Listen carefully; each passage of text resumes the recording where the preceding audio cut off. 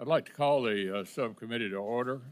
Remind everybody that today's hearing is not a welcome place for demonstrations, and anybody who tries to disturb the proceeding is going to be echoed out. Secretary Hegseth, General Caine, Ms. McDonald, we're glad to have you here. There's no doubt that the global threat demands from us an uncompromisingly lethal force. And your efforts over recent months to renew the department's focus on lethality and your attention to the concerns of service members at the tip of the spear are worthwhile and appreciated. Of course, sustaining this shift requires a clear strategy and adequate investments in capabilities. So we're looking forward to hearing in detail what exactly the Office of Management and Budget is requesting on behalf of the Department of Defense for this coming fiscal year, and whether this budget flows from a strategy or instead defines and limits the strategy. This hearing will be the first public demonstration of what we hope to be a productive relationship between the subcommittee and the department. In the past, the relationship has functioned best when it's based on timely and forthcoming communication. Last year, details from the department and the services about their growing requirements actually did inform the subcommittee's efforts to mark up a bill to provide the military with $18.8 billion in resources above President Biden's last request. Unfortunately, we all know that didn't become law. Regrettably, the CR we're under right now has yet another missed opportunity that compounded the constraints facing the department. On this subcommittee, you'll find plenty of support for the department's efforts, for example, to improve air and missile defense systems, grow the pipeline for unmanned technologies, modernize our nuclear triad, and expand shipbuilding capacity. But lumping reconciliation spending in with full-year appropriations risks conflating different objectives. Chairman Wicker and his South House counterpart have pointed out already that even an important one-time investment in military modernization is not a substitute for steady growth in the annual budget top line. In fact, it may well end up functioning as a shell game to avoid making the most significant annual investments that we spent years urging the previous administration to make. I struggle to understand, for example, why the administration would cut procurement funding in the base fiscal year 26 budget by $14.4 billion and move that funding into, all of which enjoys strong bipartisan support, while that would be moved into a simple majority reconciliation bill. The fiscal year 26 annual request seems to do just this for Virginia-class submarines, Arleigh Burke-class destroyers, and B-21 bombers. Like with critical munitions, we should send the services and industry a sustained demand signal by incorporating them into annual appropriations. If we're really serious about making the sustained long-term investments in our military, then let's do it more than just a one-time injection of funding. If the administration wants to request a $1 trillion defense budget for fiscal year 26 and make a full-year investment in urgent priorities and new programs, let's do it. In the meantime, let's not overstate the fiscal 26 request. The administration's requested base defense budget is lower than 15 of the last 20 annual requests, including President Biden's request for fiscal year 25. In fact, fiscal year 26 extends your predecessor's streak to 5 straight base reduction requests that would fail to keep pace with inflation, let alone with the threat of China. But say we do take reconciliation into account, even then, this is hardly the largest funding request for the Department of Defense.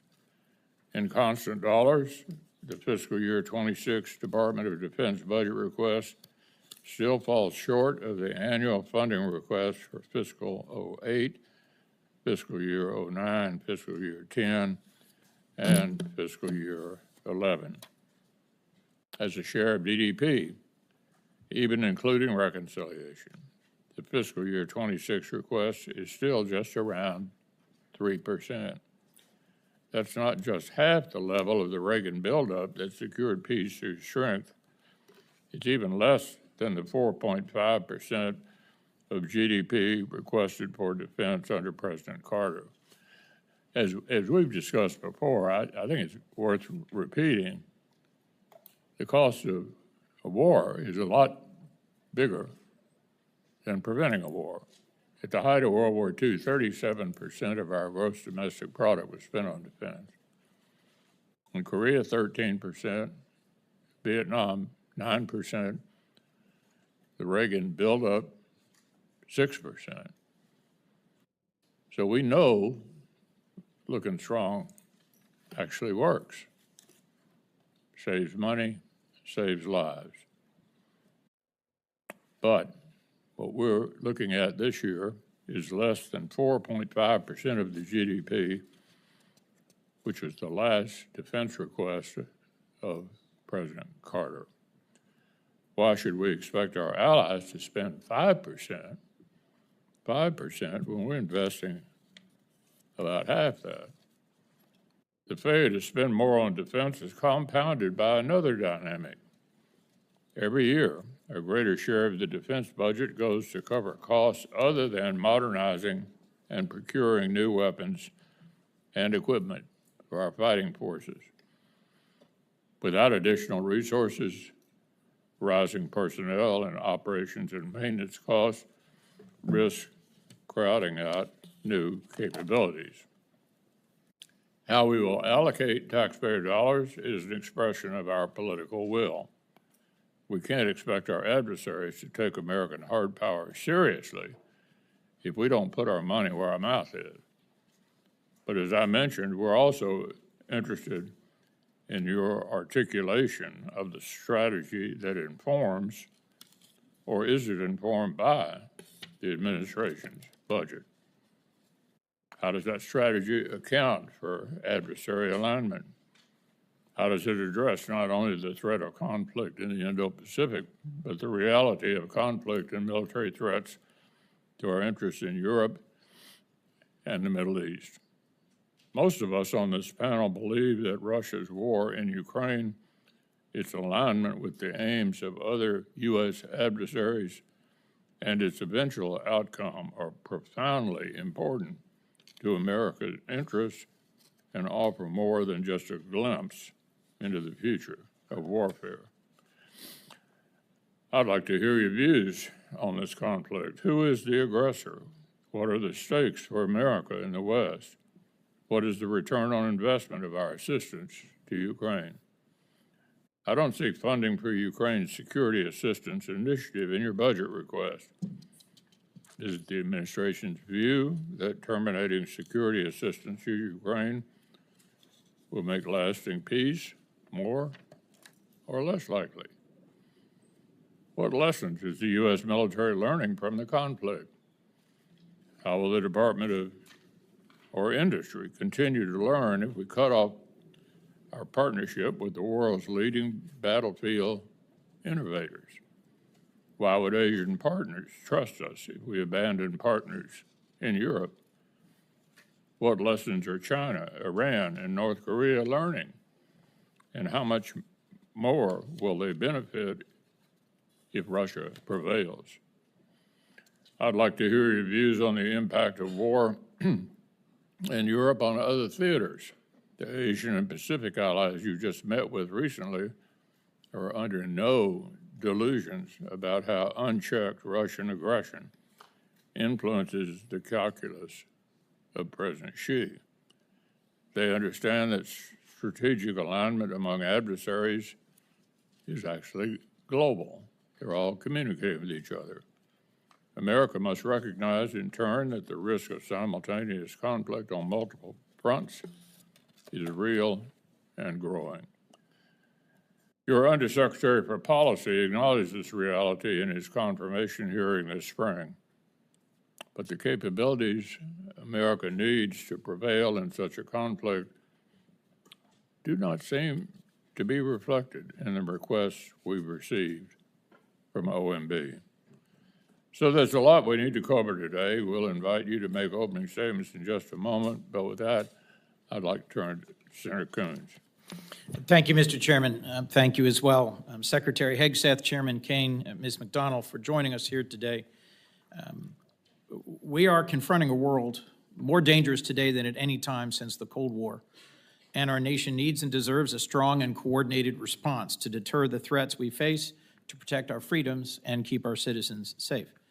The last several administrations correctly prioritized China. The People's Republic of China is the pacing threat to our nation's security. More recently, as the chairman just said, and as I strongly agree, China, Russia, Iran, and North Korea are increasingly aligned in ways that are making each of them more threatening to our national security.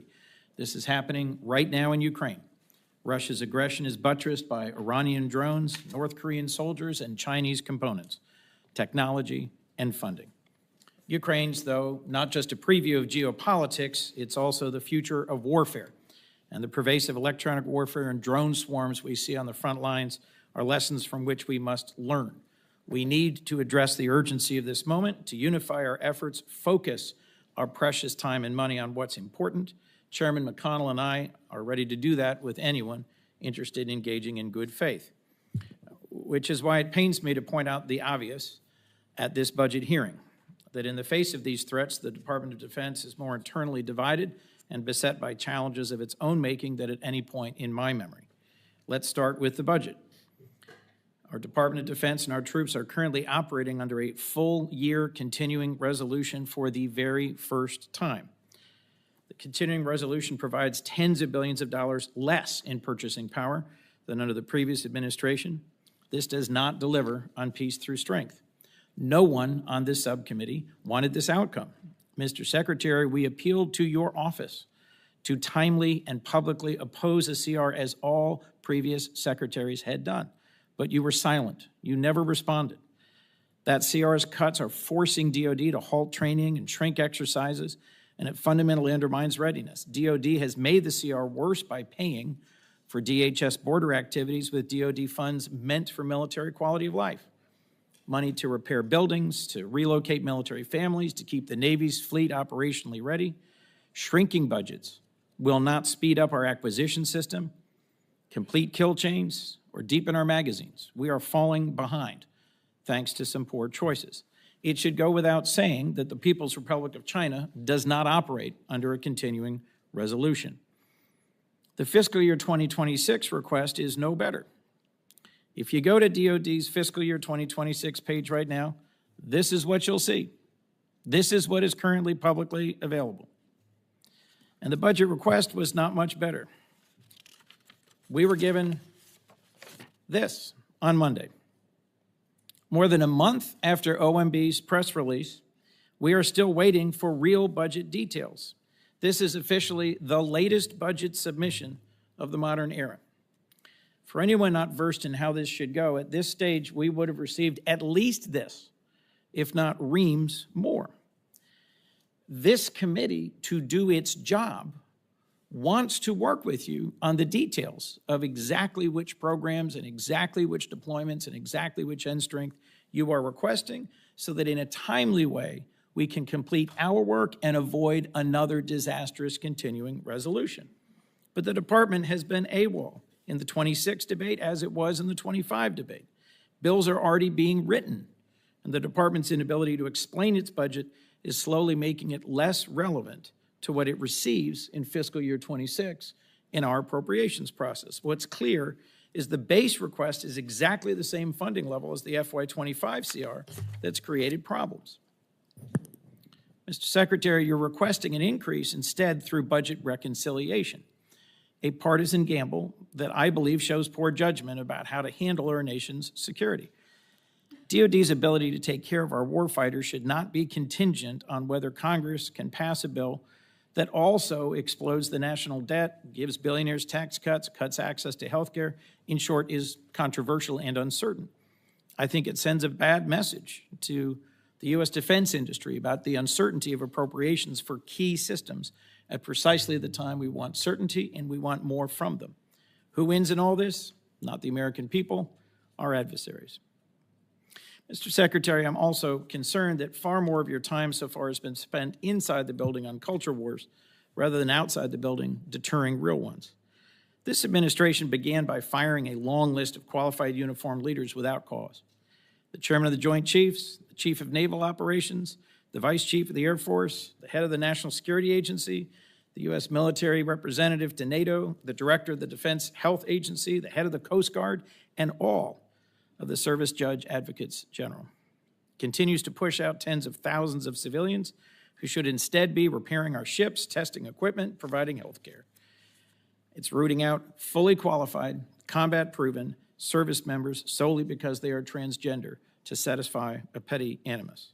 And it's censoring service academy libraries so that no future leader of our military can read Maya Angelou or Janet Jacobs' book on the Holocaust. Even Jackie Robinson's World War II service photo is not safe from culture warriors. In January of this year, any patriotic American who met the qualifications could serve our nation, and the Marines at 29 Palms were training for the Indo-Pacific, not the streets of Los Angeles. We worried then about our enemies rather than each other, and we should return to that model. We also, frankly, need to get back to partnering with and supporting our allies. This administration has publicly and repeatedly threatened to seize the territory of NATO allies and retake the Panama Canal. The president paused aid to Ukraine, both intelligence partnership and military support, in the middle of their just war against one of our primary global enemies. And at times, rather than help and partner with our allies, we've levied massive tariffs against our partners. The department's fiscal year 26 request compounds these mistakes by explicitly eliminating assistance to Ukraine and slashing security cooperation with allies around the world, sending exactly the wrong signal. Our global network of strong allies is our asymmetric advantage. The administration's budget request may try to abandon our allies, but this Congress should not. I'll also cite a predecessor in your role, Secretary Mattis, who testified to Congress that we need to complement strong investments in defense with comparable investments in diplomacy and development. In fact, I think he once said famously, if we don't spend adequately on diplomacy and development, I will need more bullets because we will be in more wars. Yet DOGE has shredded our development work, shredding trust as well with partners and allies.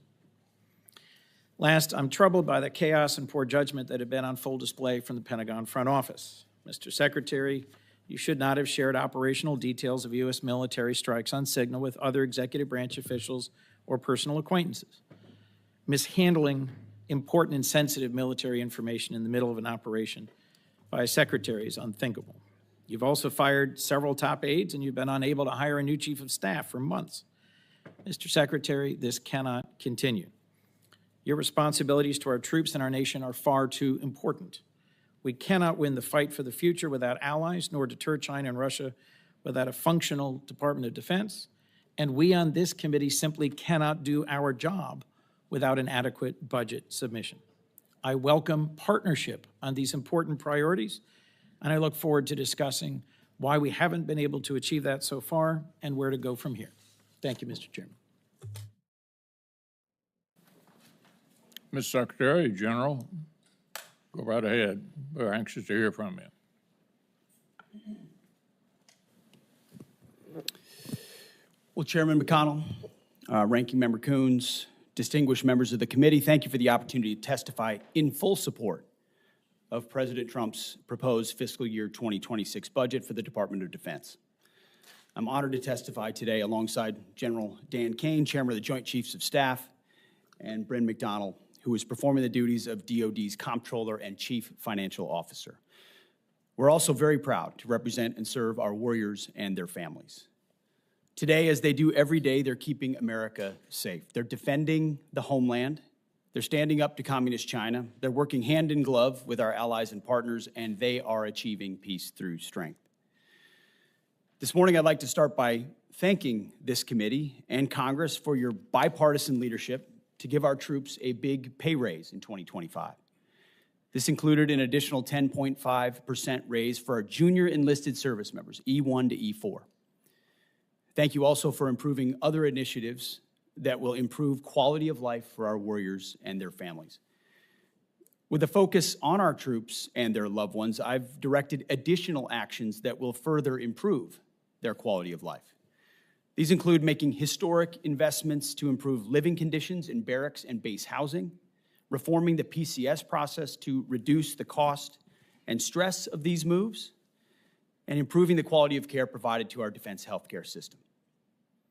The best part of our job, of my job, is meeting and interacting with the troops and their families. I hear their concerns. I know how it feels to face these challenges. I've been there recently. Each of these initiatives responds to feedback I or we have received directly from the force. We will keep listening and keep looking for ways to improve their quality of life. Under President Trump's leadership, this budget puts America first and gives our warriors what they need.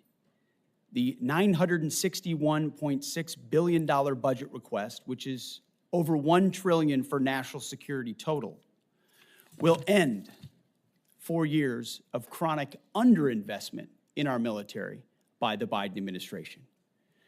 Now, as is custom with first-year administration budget releases, additional time was necessary to implement presidential initiatives. So in the last 4 months, we have moved very quickly to reverse course after 4 years of weakness and mismanagement.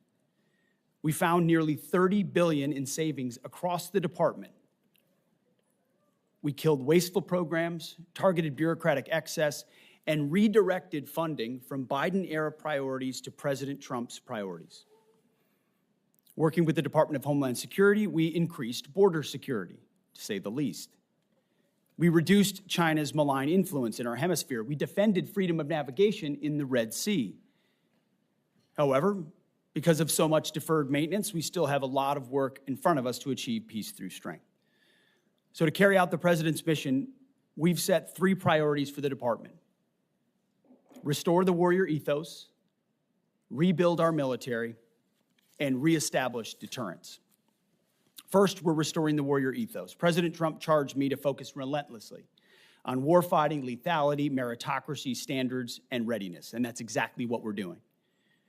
We're refocusing on what's important, our warriors.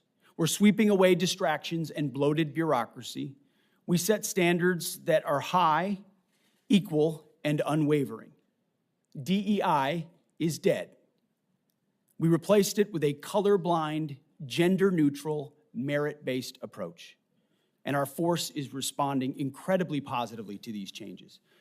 Because of President Trump, recruiting and retention is higher than it's been in decades. This budget provides a historic level of funding for military readiness, putting our warfighters and their needs first. And young Americans are responding and signing up in droves. Second, we are rebuilding our military. 25 years ago, our military was unchallenged, yet we squandered that advantage as China carried out an unprecedented military buildup. President Trump is correcting those mistakes. We're reviving our defense industrial base, reforming our acquisitions process, and rapidly fielding emerging technologies and new weapons so that our warfighters can meet the challenges of an evolving threat field. This budget invests $25 billion in Golden Dome for America, a down payment on President Trump's priority to defend our homeland. It also commits more than $62 billion in total to modernize and sustain our nuclear forces as we face rising nuclear dangers. The budget allocates $3.5 billion for the F-47, the world's first sixth-generation air superiority fighter. The budget will also revitalize our shipbuilding industrial base with $6 billion in funding in FY26 and $47 billion total in shipbuilding. The budget also significantly increases funds to buy next-generation technology, including autonomous systems, long-range drones, long-range fires, and hypersonics. We will put these capabilities in the hands of our warfighters. These steps will keep us the strongest and most lethal force in the world. Third, we're reestablishing deterrence. When an opponent sees our well-equipped and tough-as-nails warriors, they will decide that today is not the day to test American resolve. Credible deterrence starts at home. It starts with securing our borders. We will achieve 100% operational control of our border, and so far border crossings are down 99.9% from the open border policies of the previous administration. The Indo-Pacific is our priority theater, and China is our pacing threat. That's why I've traveled to the Indo-Pacific twice already to visit our forces and meet with our allies and partners. As we shift our focus toward the Indo-Pacific, President Trump looks to our allies and partners to be force multipliers alongside the United States. We are making progress in that endeavor on multiple theaters. We applaud those allies and partners who are stepping up, but also need more done more quickly, to include with our partners in Europe. As the President has rightly pointed out, it is only fair that our allies and partners do their part. We can't want their security more than they do. The Defense Department is executing a common-sense agenda to achieve peace through strength. The threats we face are serious. Our investments to counter them must also be. That's what this budget does. It matches capabilities to threats. We long for peace, so we must prepare for war. We are overcoming decades of neglect and decline. We must fortify our position as the world's most lethal fighting force, and that means acting fast. This committee is a critical partner in everything we do. Your leadership and oversight is essential. We look forward to accomplishing these goals to achieve peace through strength, support our warriors, protect our citizens, and do right by our taxpayers together. May God grant us the wisdom to see what is right and the courage to do it. Thank you. Chair McConnell, Ranking Member Coons, Chair Collins, other ranking members of the committee, senators, thank you for having me today. I'm honored to join Secretary Hegseth and Ms. Bryn McDonald to appear before you today to testify on the President's fiscal year 2026 budget. Today's hearing reflects our shared commitment to maximize efficiency and accountability of our taxpayers' dollars, ensuring every expenditure increases the lethality and survivability of our joint force, and providing our warfighters with the advanced capabilities and cutting-edge technologies at scale required to dominate our adversaries. I've got deep gratitude for the leaders in this room and your commitment to helping deliver the capability and capacity required of our 2.8 million service members, civilians, and their families to deliver peace through strength. It's my responsibility as chairman to understand, advise, and integrate our joint force capabilities to confront the risks that we face worldwide. This demands a comprehensive understanding across every domain: land, sea, air, space, and cyber, across all the military services, every region of the globe, and all time horizons. It also requires making hard, informed decisions about where to recommend we prioritize our finite capital that you give us in order to determine and return the ROI on that capital. The President's budget enables a joint force to defend our great nation from adversaries, Mr. Chairman, as you said, seeking to do us harm. We're relentless in our pursuit of innovation and technology that allows us to hopefully deter war at every opportunity while ensuring that we're positioned to win should we be called upon to do so. This budget empowers the joint force to get after the Secretary's 3 pillars, as he mentioned, restoring the warrior ethos, rebuilding our military, and reestablishing deterrence. We intend to deliver that through ensuring that the joint force is properly armed, globally integrated, and ready to go. As I mentioned, the President's budget invests in our warfighters. To win on the battlefields of the future, our forces must be properly armed now, at scale, with the right mix of capabilities: lethal, modern, reliable, and survivable. Victory requires people and platforms that will allow us to overmatch the enemy, systems that will work under the most harshest conditions, and technologies that will give our warfighters a lethal edge. The budget gives us the necessary tools to reinvigorate our national and defense industrial base. And our nation is full of incredible talent. We need every bit of it to support the warfighters' demands. This budget also helps the joint force to become more globally integrated. We are relationship entrepreneurs in the joint force, not only working together with our military, but our allies and partners, the interagency, and industry to deliver the capabilities that we've got to have. Finally, the President's budget reflects our mandate to be ready, always on the account, anticipating the next fight, not fighting the last fight, in order to deliver for our force and their families. And our force and our families are most important part. This budget makes meaningful investments in our service members and their families, improving quality of life, housing, and medical care, and the moving process. As long as our most precious asset, our people, are properly armed, integrated together, and ready to go, our citizens will be defended, our enemies deterred, and our nation safe. Speaking of keeping our nation safe, I want to highlight the gunnery sergeant behind me, the senior enlisted advisor to the chairman, who after 37 years of selfless service to the nation and as the nation's highest ranking enlisted service member, will retire from the service later this month. And he and his wife, who's also a Marine, have gone all in over and over again. It's an honor to serve every day alongside some of the most extraordinary warriors, civilian teammates, civil servants, and our families in this nation have ever known. I assure this committee that the Joint Force remains committed and ready to go. With your continued support, we'll maintain the competitive edge that we need to have.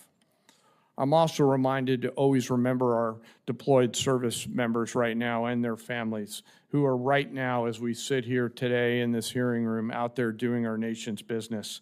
And I would ask us all to remember our fallen and their families who continue to show us what right looks like. I thank you for the Congress and this committee for the support, and I look forward to your questions. Thank you, General. Mr. Secretary, probably won't surprise you, but I'm going to start with Ukraine. And I'm going to ask you a series of questions, but I don't want you to linger on any one of them, but answer the series of questions in one answer. Number one, who's the aggressor and who's the victim in the conflict? Russia is the aggressor. Which side do you want to win? As we've said time and time again, this president is committed to peace in that conflict. Ultimately, peace serves our national interests, and we think the interest of both parties, even if that outcome will not be preferable to many in this room and many in our country. Which side is President Xi pulling for? Well, as was stated by both of you, we obviously understand, unfortunately, under this administration and the policy, under the previous administration and the policies they pursued, it has driven Russia and China closer together.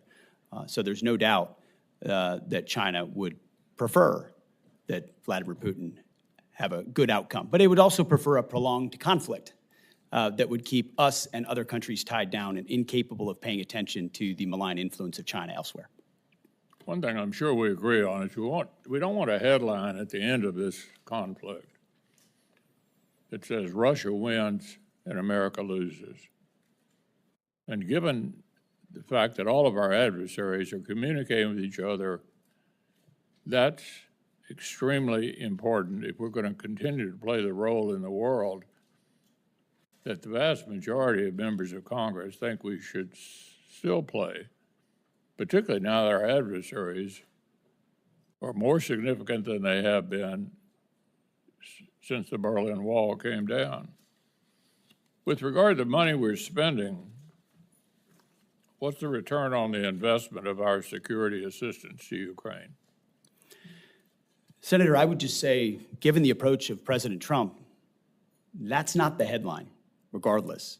The previous administration, under the Obama administration, Crimea was invaded, and we gave them blankets. Under President Trump, during his first term, he gave the Ukrainians javelins, and the Russians did not invade. Under Biden, the Russians did invade, and aid was slow-walked incompletely, and as a result, it became a gridlock. Thankfully, the javelins that President Trump provided actually stalled the Russian advance. Now here we are at a place where Vladimir Putin knows that President Trump is strong. He knows his word means something, and as a result, a negotiated peace in Ukraine makes America look strong, makes us look like we understand the state of the world and where we want to be focused, even if we understand that Russia's the aggressor, and we applaud the efforts of the Ukrainians. There is a moment where you have to recognize what exists on the battlefield and that a better outcome is a negotiated peace to stop the killing and stop the slaughter. And our budget reflects that perspective. If I may, Mr. Secretary, I'm not here to defend the previous administration. They were completely inadequate anyway, and I think you could make an argument that the precipitous withdrawal from Afghanistan was like a green light to Putin. But we are where we are, and beating up the past is not a plan for going forward to the future. What has benefited the United States, I think you would agree, 38 different states have produced weapons or parts of weapons out of the money that the Ukraine supplemental package passed last year. 2 new members of NATO now increased spending by virtually all of our NATO allies, which President Trump deserves part of the credit for encouraging that. Vladimir Putin probably guaranteed it would happen.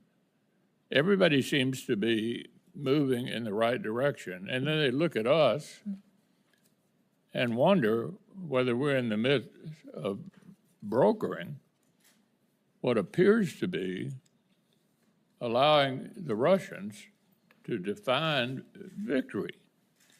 I think victory is defined by the people that have to live there, the Ukrainians. And I don't think they're going to ever conclude that victory means basically adopting the Russian views on all this. So what do you make of what the Russians are up to? They don't seem to me to be too interested in talking. We want to talk. They seem to be increasing the war. What's your take on that? Well, no one's adopting views, sir. I would say that the budget reflects the reality that Europe needs to step up more for the defense of its own continent. And President Trump deserves the credit for that. In his first term, in this term, we're about to go to The Hague, where we hope most European NATO countries are going to commit to a 3.5, 1.5 total of 5% defense spending, which was inconceivable before President Trump. And he has set the standard that America can't be everywhere all the time for everybody. And if you're a European country, you cannot freeload off of the United States in perpetuity. You are our allies and our friends, and we will stand with you, but you need to stand up in times of peace and in times of war. And this budget reflects that it's long overdue Europe does more, and that we be strategic about the outcome there, even if it's not preferable for all parties, so that our focus can turn, as was mentioned by everybody thus far, to the Indo-Pacific and our pacing threat, while Europe ensures peace on that continent. And so the budget is meant to reflect that reality. It includes hard choices. But that's been one of the things we're trying to do in this Defense Department is make some of those hard choices alongside President Trump. Yeah, the only thing I would say to conclude this before turning over to Senator Coons, relitigating the past, it seems to me, is not helpful. I didn't defend any of the submissions, budget submissions that the previous administration made. I had a lot of the same complaints about how they were handling this. I want to avoid that for the future. And it seems to me pretty obvious that America's reputation is on the line. Will we defend democratic allies against authoritarian aggressors? That's the international concern that I have about this. And I think a number of my members share that view. Senator Coons. Thank you, Mr. Chairman. Mr. Secretary, just a quick question to clarify something. Is a full year continuing resolution bad for the Department of Defense? Just yes or no? Sir, a full year continuing resolution is never preferable for any department, especially the Department of Defense, not preferable. And I know, General Caine, I don't need to ask you because your written testimony specifically says routinely operating under continuing resolutions lowers buying power, results in less deployable capital, makes it harder for industry to make long-term investments. And is it your commitment, Mr. Secretary, that you'll work with us to achieve a full year appropriation? You'll submit the budget documents necessary, work with us closely, that we'll be able to do our work so you can do yours. Senator, we are committed to working with you to make sure the Defense Department gets as robust a budget as possible where we can meet the threats of today and tomorrow. Thank you. I'll just say at the outset for all my colleagues, I am increasingly concerned that there is a threat that some believe they can best govern by continuing resolution, reconciliation, and rescission, and not ever actually have us appropriate. So I look forward to working with you to avoid that outcome, which I think would both disregard the role of Congress and put all of us at greater risk. It seems to me clear with regards to Ukraine that Vladimir Putin has no serious intent of negotiating. He continues to attack civilian targets night after night with hundreds and hundreds of drones. The Ukrainians have just carried out a spectacular attack against military targets. And it seems to me concerning that the 2026 request eliminates aid to Ukraine entirely. At the same time, the Senate has a strongly bipartisan bill led by Senator Graham and Senator Blumenthal to impose more sanctions on Russia, and many senators of both parties want to provide more aid to Ukraine. Would you agree, Mr. Secretary, that the United States should use every tool it has at its disposal, including additional sanctions, to pressure Russia to come to the table to negotiate a just and lasting peace for the war in Ukraine? Senator, every tool at our disposal? No. We have a lot of tools in a lot of places. Let me be more narrow. Let me be more narrow then. Apply. You said, and I'll take some exception to this, that our European allies cannot freeload off the United States in perpetuity. My impression is that Article 5 of the NATO Treaty was only invoked once. It was after 9/11. And a significant number of our European allies and partners deployed to Afghanistan alongside us and suffered significant combat casualties. In the first 2 years of the war in Ukraine, a war of Russian aggression, 50 other countries stepped forward, deployed military support, delivered materiel, provided financial and operating support, and at regular meetings of the Defense Contact Group, your predecessor led that process of deploying military assistance. What message do you think it sends? That as Ukraine continues to suffer day after day of punishing attacks on civilian centers, we're not using the $3.8 billion in presidential drawdown authority that remains to send additional air defense and interceptors, and you yourself chose to not attend the Ukraine Defense Contact Group. Mr. Secretary, why not use the already appropriated presidential drawdown authority to deliver defense material badly needed by Ukraine? Well, Senator, as you know, the presidential drawdown authorities 71 through 74 still apply, and they are still flowing. There's some in reserve. To your question about my statement, and I served with a lot of NATO allies in Afghanistan as well. Incredibly capable Canadians, Brits, and Australians, and others. And grateful for them, and I've gotten to know a lot of them in this process going to Brussels. Amazing people, amazing countries. Thus, I was struck, Mr. Secretary. But we also wore a patch on our shoulder. Yes. that said ISAF, International Security Assistance Force. And you know what the joke was? That it stood for I Saw Americans Fighting. Because what ultimately was a lot of flags, was not a lot of on-the-ground capability. You're not a real coalition, you're not a real alliance, unless you have real defense capability and real armies that can bring those to bear. And that's a reality that Europe is waking up to quickly, and we're glad, because they're Mr. our Secretary. friends, and we want them to be safe and free and secure. And sometimes that takes true talk and tough love, and they've responded very well to that because we want them to succeed. And Mr. President Trump Secretary, wants them let's to just make clear for the record that our military partners in Afghanistan included many who served and died. Our Danish partners and allies on a per capita basis Don't try to suffered make it more. look like I don't care about the investments of our partners. Of course I do. Mr. I recognize Secretary, that there were lives lost from other countries. Of but course the there bulk were. of the effort was Americans, and an alliance needs to include other countries and be more And balanced Mr. to be a Secretary, real alliance. And as I that's the point pointed we're out making. in my opening comments, our partners and allies have stepped up, have invested, have engaged in the defense of Ukraine, and so should we. We should not be pursuing a ceasefire and a negotiated resolution to the war in Ukraine at any cost. Peace through strength means actually using our strength, continuing to support Ukraine, and securing a lasting peace. Putin will only stop when we stop him. And the best way to stop him is indeed through a stronger NATO. I look forward to the NATO summit. I agree with you that a significant investment by NATO in our collective security is a great investment, but we cannot abandon Ukraine. That would put us significantly at a strategic disadvantage. Thank you, Mr. Chairman. Senator Collins. Thank you, Mr. Chairman. And let me start by thanking you for framing what is at stake and for your emphasis on Ukraine. I also agree with Vice Chair Coons that the department has been unacceptably slow in providing us with the account level information that we need to draft the defense appropriations bill.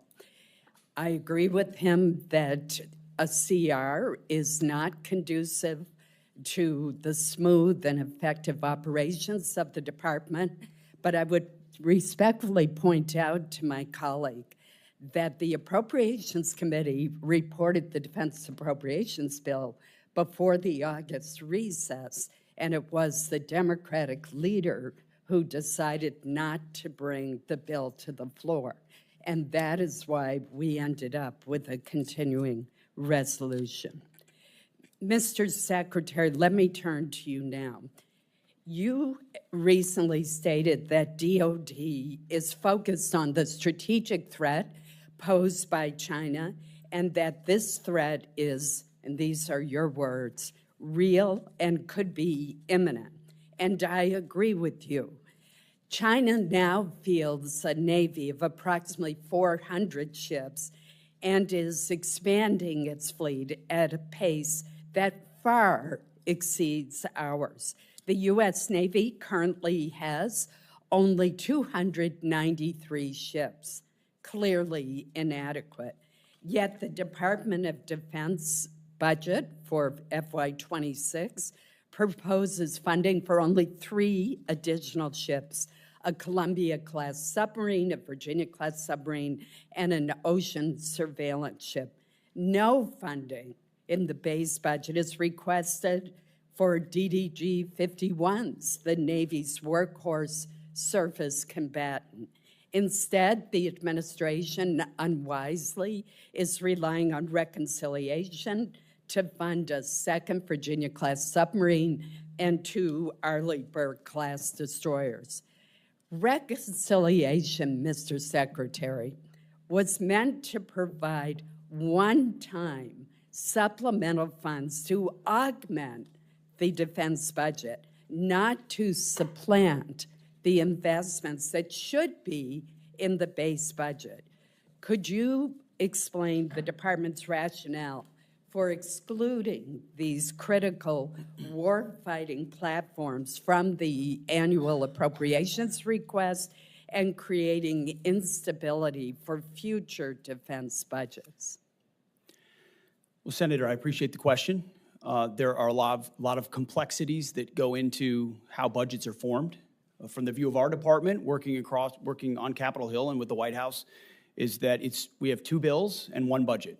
So when I look at the threats that we face in the Indo-Pacific, that is precisely as we've worked with the chairman and the joint staff and across OSD and all the COCOMs, that has precisely been the compass by which we have judged the capabilities that we need. So when you look at the totality of the $961 billion or $1 trillion total over national security, that's 19 new ships. It's a historic investment in shipbuilding. It's over $6 billion in the shipbuilding defense industrial base. It's long-range fires, it's hypersonics, it's pre-positioning stocks, it's critical munitions. It's all focused in ways the previous administration talked a lot about, but we are actually making the tough choices to invest in. So I understand the dynamics of base bill versus reconciliation, and I concede that, ma'am. But ultimately, we're looking at it as one investment for FY26, and we think with a 13% increase over last year, that it's a historic investment. Well, I would point out that the budget overall actually provides less buying power than the FY25 enacted budget because it does not adjust for inflation. And I hope that's something that we can work together on to correct. Let me turn to another issue. The Portsmouth Naval Shipyard in Kittery, Maine, overhauls the Navy's submarines, nuclear submarines. Senator Shaheen and I helped to secure an exemption from the hiring freeze for the shipyard, and that is absolutely essential. But if I could speak for Senator Shaheen as well as myself, both of us are hearing from shipyard leaders as well as the Navy, as well as the rank and file workers, the union leadership, that the delays in hiring and onboarding across the workforce, from frontline mechanics to security personnel, continue. Could you speak to what is causing this delay since the exemption from the hiring freeze was granted months ago? Well, it's a great point, Senator. I will have our team dive into that because that should not be the case. There was very specifically exempted because of the importance of those shipyards, and whatever we can do to speed it up for you, we will do. Thank you. Thank you, Senator Collins. Senator Murray and then Senator Graham. Thank you very much, Mr. Chairman. Secretary Hegseth, you oversee one of the largest and most important organizations on planet Earth. More than anything, the Department of Defense needs stable, competent, and strategic leadership. And much as I had feared back in January, it is not what we are seeing under your leadership. In a matter of months, you have lost top aides and reportedly struggled to hire new ones. You have fired highly respected top military officials. You shared highly sensitive attack plans over Signal and apparently with people in your own personal circles, and you've not taken responsibility for those mistakes. All the while, the security challenges we face have grown larger, not smaller. And then in the face of these challenges, you have taken a series of actions that weaken our posture. For example, in my home state of Washington, which is home to many DoD installations critical to our Indo-Pacific strategy, you have pushed out almost 2,000 highly trained civilian employees, including at Puget Sound Naval Shipyard. Mr. Secretary, you talk about returning the department to its mission of warfighting, but I am repeatedly hearing that your policy and personnel changes at the Pentagon are only undermining, not strengthening our military's preparedness to protect our country. You are deploying the American military to police the American people. You're sending the National Guard into California without the governor's request.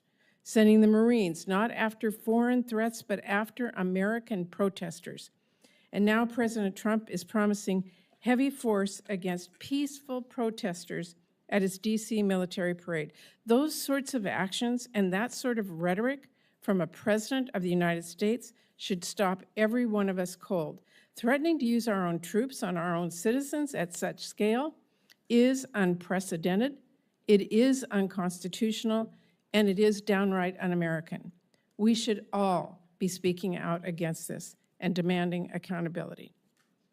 Now, Mr. Secretary, I have to say, for people who tout their commitment to transparency and efficiency, I've never seen an administration more bent on hiding basic facts from American people. Your department has been unresponsive to congressional inquiries and oversight requests, all the while you are working to muzzle the free press, denying journalists access to the Pentagon press corps. Now, before I turn to my questions, let me just note, it is now mid-June, and we only, just a few days ago, received some, but not all, important portions of your budget request. It should not have taken this long to get this request, and we do still need to see the justifications in order for this committee to do its work. We're missing those. Not having a full budget at this juncture is really unacceptable. So I am deeply concerned. So let me turn to my questions, and this is important. This administration has put the civilian workforce under attack from day one, encouraging resignations, firing probationary employees, instituting hiring freeze, requiring OPM to approve any new hire one by one, and now, new last week, requiring prospective employees to explain how they would, quote, help support the president's executive orders and policy priorities. We have spoken with military installations across our country. Almost all of them have been forced to fire skilled civilian employees who are badly needed. And all of them also have hundreds, and in some cases thousands, of new hires ready to bring on board, but now have to individually be reviewed by OPM, apparently to ensure that they support the president's priorities. Secretary Hegseth, I want to know, and keep your answer short, I have limited time, will you be firing more shipbuilders, yes or no? Senator, we haven't fired shipbuilders. We've offered through a right-sizing of our civilian positions, which So everyone in this committee would acknowledge that the Defense Department has had a bloated bureaucracy for a long time, have given a voluntary process by which some people can choose to take a DRP. I'm just asking you so a it's question. not a firing of shipbuilders. So That's a totally disingenuous characterization of what our Let me department is just doing. ask We you, are focusing on shipbuilding. Mr. Secretary, do we need more or fewer shipbuilders? We are investing historically in our shipbuilding defense industrial base and workforce and ships in this budget, more than anything the previous administration ever did. So, well, you managed to fire highly skilled workers, including my home state of Washington, for no reason.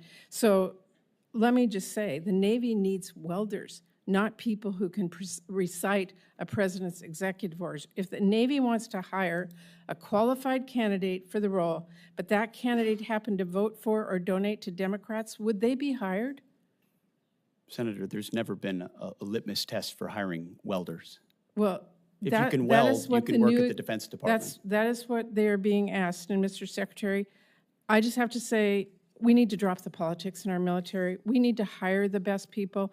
We do not need to force them out. That is simply the case at this point. I'm out of time. Thank you, Mr. Chairman. Senator Graham. Thank you. Welcome. One of the things you're trying to do is hire people based on merit, right? Yes, sir. You could care less if they're libertarian, vegetarian, Democrat, Republican, as long as they can do the job? Yes, sir. Okay, all right. More people are joining the military now than any time in recent memory, right? Yes, sir. So the situation described by Senator Murray is not being viewed by other Americans because they're signing up in droves. Senator, there's been a historic surge. You know why? Because they think you're a winner. They think you're going to lead. They think you're going to have their back. That's why they're signing up. Keep doing what you're doing. Now, do you agree that the world kind of miscalculated Hitler in the 20s and 30s? Certainly did not understand the scope of the threat. Yes, Like the Senator. guy wrote a book, I want to kill all the Jews, and nobody believed him. You remember that? General Caine, is that a fair statement that the military-industrial complex of the 20s and 30s really didn't miscalculated Hitler? Yes, sir. The danger of that is like 50 million people get killed. So let's don't do that now. As to Iran, they say they want to kill all the Jews. Do you agree with them? I believe they mean what they chant. Yes, Senator. Do you agree with that, General Caine? Sir, I think they've got some agendas for sure to. Well, is advance that our- agenda to use a nuclear weapon against Israel? Sir, I think they would potentially. They do had that, a yeah. nuclear weapon, would they use it against Israel? In your professional military judgment. Sir, I think they'd use it to pressure Israel. I don't know whether they would use it. Well, is it 50-50, 60-40, 70-10? What is it? Sir, I don't know what the percentage is. Well, you can't be wrong, can you? What does Israel think? Sir, I think they think they would potentially. What do you use think, nuclear- Mr. Secretary? If they I had a think- nuclear weapon, would they use it to wipe out Israel? I think Israel believes, and quite understandably. Do you believe that? That it is an existential Do threat you to their believe existence. that? Hold on, and then in the hands of the wrong Iranian, a cleric or a radical, that they would seek to Well, use is this a radical cleric that exists there today? Well, as of If right now, he's not, yes. who the hell would be? So I'm trying to get everybody to think, let's don't do what we did in the 30s. They're going to use a nuclear weapon if they get it. Are they trying to build a nuclear weapon versus a peaceful nuclear power program, Mr. Secretary? Have the Iranians been trying to build a nuke? There are plenty of indications that they have been moving their way towards something that would look a lot like a nuclear weapon. Does China intend to take Taiwan by force if necessary? We don't believe they've made that decision yet, but certainly if you look at their exercises that they're performing in that area, they What do look you a lot think, like General what that would Caine? look Do you like. think China is intent on taking Taiwan? Sir, I think it, not to split hairs, but I think it depends on what you define take. I think if. I mean, like, take it over. I think if they could get them their way, for sure. Do I think they're going to use military capability? Maybe, maybe not. Do we need to be prepared for that? Yes. Is Putin going to stop in Ukraine? I don't believe he is, sir. I think he'll What do you go think? until. What do you think, Secretary? Is he going to stop? Remains to be seen, Senator. Well, he says he's not. I mean, you know, this is the 30s all over. It doesn't remain to be seen. He tells everybody around what he wants to do. Are you familiar with his military buildup in terms of armaments? It's well beyond what we need to do to take Ukraine. Listen, I think I like what you're doing. I just think we got to get this stuff right. Iran cannot have a nuclear weapon because they'll use it. They're homicidal maniacs who are religious Nazis. China is an expansionist power who will take Taiwan if we don't deter them. Russia will dismember Ukraine and keep going if we don't stop them. Radical Islam, are they still out there, General Caine? Sir, I think there are still folks that would do America harm. So is ISIS dead? No, sir. Is Al-Qaeda dead? Mostly, and dying more every day. Yeah, but are they still out there trying to get here? Yes, sir, to a So certain the extent. threat of radical Islam is still real to the American people? Yes, sir, if allowed to scale. We Yeah. work hard to not allow that to happen. And how you do that? You hit them over there before they come here, right? So we have a variety of ways, as you know. It's better to have partners than do it by yourself? Always, sir, yes. Okay, so go over just a little bit. The point is, radical Islam is out there. They're trying to get here. Ms. Secretary, if they had a nuclear weapon, would they use it? Would Al-Qaeda use a nuclear weapon if they had one? Senator, a nuclear weapon in the hands of al-Qaeda would be a very bad thing. Is there a whole lot of difference between a nuclear weapon in the hands of Al-Qaeda and the Ayatollah in Iran? I don't think so. They just have a different religious reason to do it. The point is, these budgets are important, but we need to up our game. We need to build more ships because China's building more ships. So we need to hit the enemy before they hit us. We need the ability to project. As to, final thought, as to Russia, China buys and India buys 70% of Russia's oil, Mr. Secretary. Are you familiar with that? Yes, sir. If they stop buying cheap Russian oil tomorrow, would that grind Putin's war machine to a halt? It's a vulnerability. Yes, sir. We have an ability through legislation to get China and India's attention that if you keep buying cheap Russian oil to empower Putin to kill Ukrainian children, you're going to lose access to our markets. I would urge you and the administration to use that tool to get the attention of China and India. I'll end with this. We're not going to evict every Russian from Ukraine. I'm a practical guy. But we got to end this war so we don't entice China to take Taiwan, and we don't encourage Iran to think we're just all talk and stopping their nuclear ambitions. So you live in very dangerous times. I want to help you. General Caine, you're the right man at the right time. Thank you. Senator Reed, and then Senator Moran. Thank you, Mr. Chairman. Welcome, Mr. Secretary, Mr. Chairman. Mr. Secretary, you have already ordered 4,000 National Guardsmen into Los Angeles, plus 700 active duty Marines. That's against the advice and opposition of the governor, the mayor, and the chief of police of Los Angeles.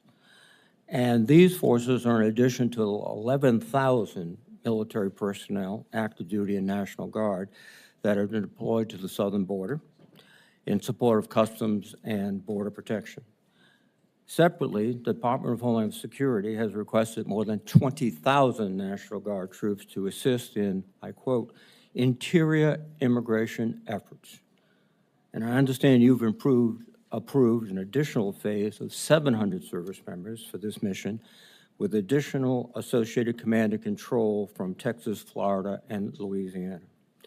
This week, the Department of Homeland Security sent another request for DoD support to transport ammunition, quote, to authorize military forces to detain or arrest American citizens, to provide DHS with military drone surveillance support, and to have the Marine Corps advise DHS on running joint operations. Is it your intent to improve these requests, all of them? Well, Senator, we very much support President Trump's focus on defending the homeland on our southern border, as well as supporting law enforcement officials doing their job in ICE in Los Angeles who deserve not to be assaulted, accosted, and rioted while rounding up one of the 21 million illegals allowed in as an invasion under the previous administration. I would Are you note, prepared to authorize DHS to use drones and also to authorize military forces to detain or arrest American citizens? Senator, every authorization we've provided the National Guard and the Marines in Los Angeles is under the authority of the President of the United States, is lawful and constitutional. They are assisting in defending So the answer law is yes. enforcement officers So the and law answer is enforcement yes. facilities. So in the answer is in the yes. execution of their job The answer is yes. in the city of Los Angeles. How are you paying for this? Is this done on a reimbursable basis by the Department of Homeland Security, or is the Department of Defense paying for this? As we mentioned yesterday, a lot of this we are paying for, and some will collaborate with DHS on. And how is that done, given a CR which restricts your spending dramatically? What are you taking from? Readiness? Well, as we acknowledged, and I can pass to my colleague Bryn, who knows the details on this, but in 2025, where we took from, we have completely refunded and then some in the FY26 budget. Your whole ethic seems to be revolving on the lethality of the military force. How is this operation with Marines and National Guardsmen improving their lethality? Senator, you mentioned the 11,000 at the border. It's actually 13,000. And I've been down there to speak with them multiple times. And people will say that mobilization hurts readiness. When you talk to them, it actually improves their readiness. I'm talking about lethality. That's what you talk about all the time. Readiness and training and Training, accountability is all part of lethality. No, that's right, The training. more ready you are, the more capable you are, the more accountable you are, the higher your standards How are. much- It all makes you more lethal. So you're, And the mission in Los Angeles, as you know well, sir, is not about lethality. It's about maintaining law and order on behalf of law enforcement agents who deserve to do their job Excuse me. without being attacked by mobs of people. And so Law- we're very proud that the National Guard and the Marines are on the streets defending the ICE agents, and they will continue to law do that. and They're doing a order great is job. a civil function under the Constitution of the United States. Civil enforcement, law enforcement authorities, not the U.S. military. And There's there- plenty of precedent for the U.S. military supporting law And enforcement officers. what your military is doing right now is laying concertina wire, guarding buildings, maintaining vehicles for other services. This is not only, I think, illegal, but also a diminution of the readiness and the focus of the military. But let me change course a bit. There's a general understanding that you have taken possession of this Qatari aircraft, the 747. But there are public reports that the Qataris have not yet signed a memorandum of understanding, which would specify that the agreement was initiated by the Trump administration, and Qatar is not responsible for any future transfers of the plane's ownership. Are you in possession of the Qatari airplane now? Any specifics about future aircraft that could be Air Force One can't be discussed here, but Sure, it can be there discussed is a here. Are you in conversation about a possession- memorandum of understanding. A memorandum of understanding remains to be signed, Senator. You have signed a contract with a company to reconfigure the aircraft. What is the price of that contract? That cannot be revealed in this setting, sir. Why can't it be repealed in this setting? Well, this is the Appropriations Committee of the United States Senate. We appropriate the money that you will spend after it's authorized by my committee. And you cannot tell us how much the contract is for? You will have that number, Senator. It just can't be No, talked you want about it in a now. public It's realm. been signed, the contract has been signed, correct? The contract has been signed? The memorandum of understanding is not No, no, complete, and I'm therefore talking about it's the not complete. contract with the American contractor. Has it been signed? It's nothing on that front that I'm aware of is being executed. Well, that's contrary to what we've all heard. Second thing, what's the delivery time in the contract? Again, the delivery time of anything of that sensitive nature is not for public consumption. Can you tell me the delivery time for the Boeing aircraft that were being prepared for Air Force One? Was that in the contract? One of the problems is that the way we actually procure aircraft in this country takes so long Oh, that yeah. when it's ordered, it's 7, 8, 9, 10 years late, requiring the necessity for a stopgap alternative. Well, no. What you've just said is that the Boeing information was public knowledge. The delivery date, the cost overruns, but this is not. Because this is not only a bad deal for the American public, it is just it's gratifying the president's ego. That's all it is. Thank you.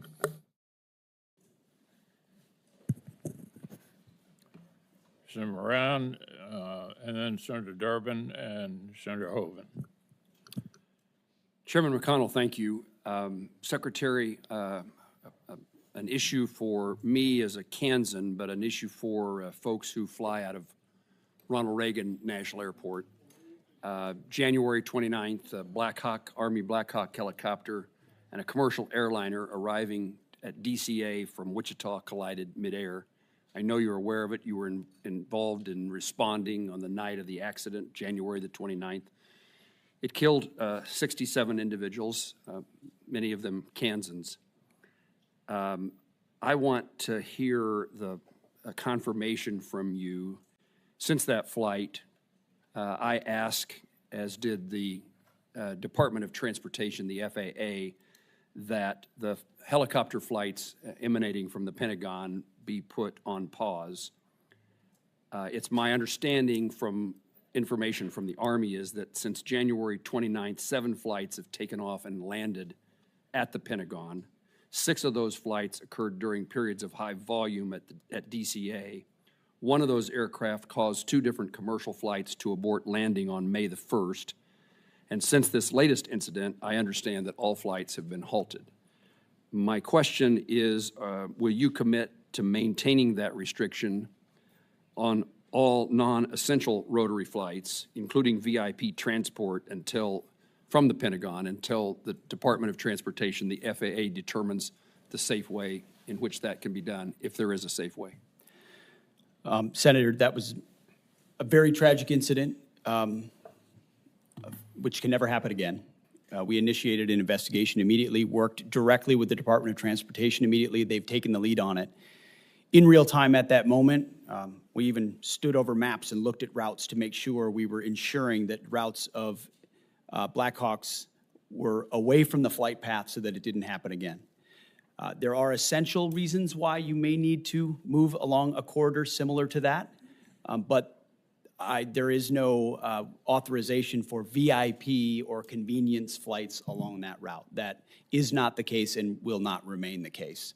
You have our assurance that I'm working with Secretary Duffy very closely to make sure that the only flights that would be, even in a modified path, would be those that are necessary and authorized. And that ban, except for that ban on non-essential flights, including VIP transportation, remains in effect until Secretary Duffy reaches a conclusion if it's possible to fly safely. We are in direct coordination with Secretary Duffy, and we take his recommendations very seriously and work together. And only where there's a dynamic and ongoing need for the Defense Department would we push back and try to figure out a middle ground. Thank you, and I compliment you on your response and engagement on January the 29th. I appreciate that very much, including the conversation you and I had that evening.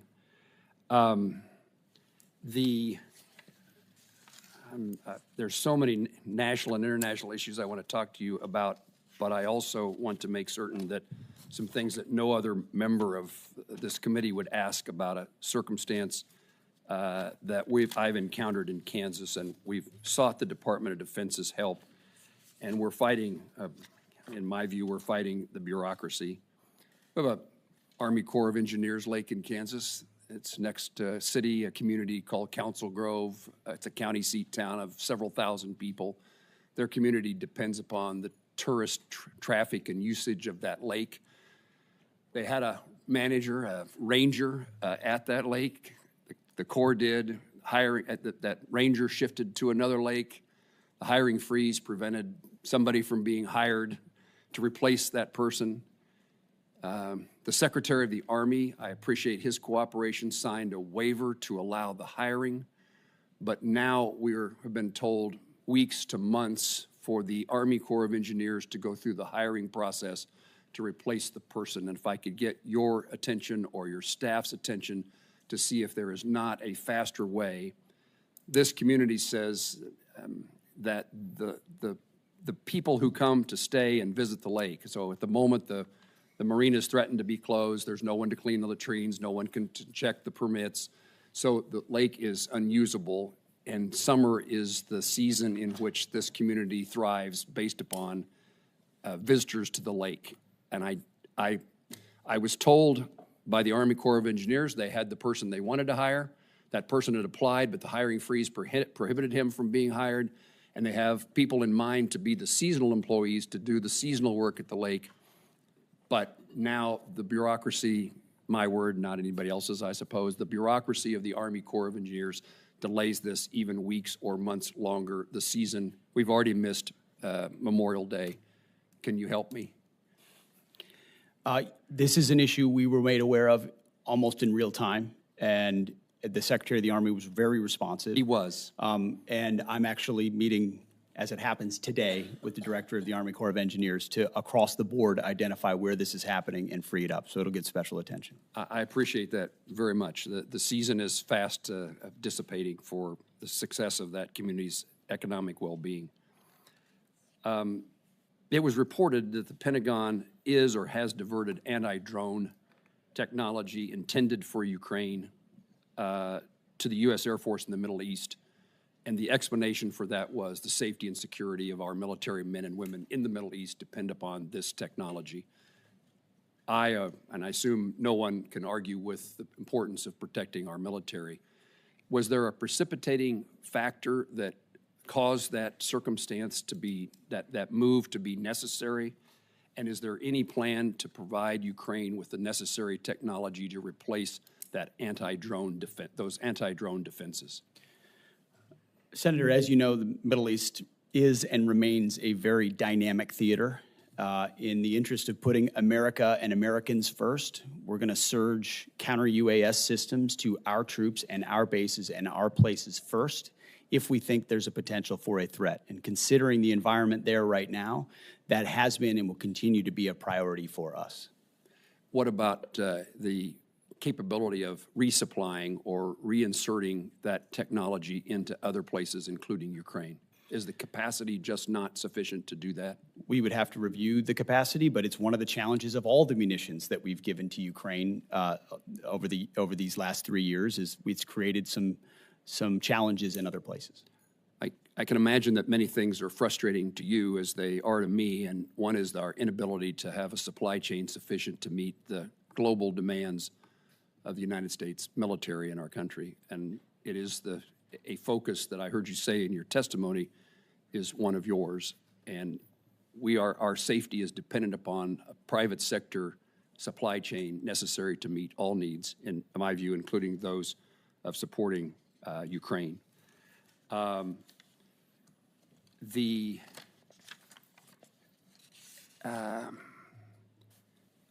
very supportive of the Department's review of our withdrawal from Afghanistan, the United States withdrawal from Afghanistan.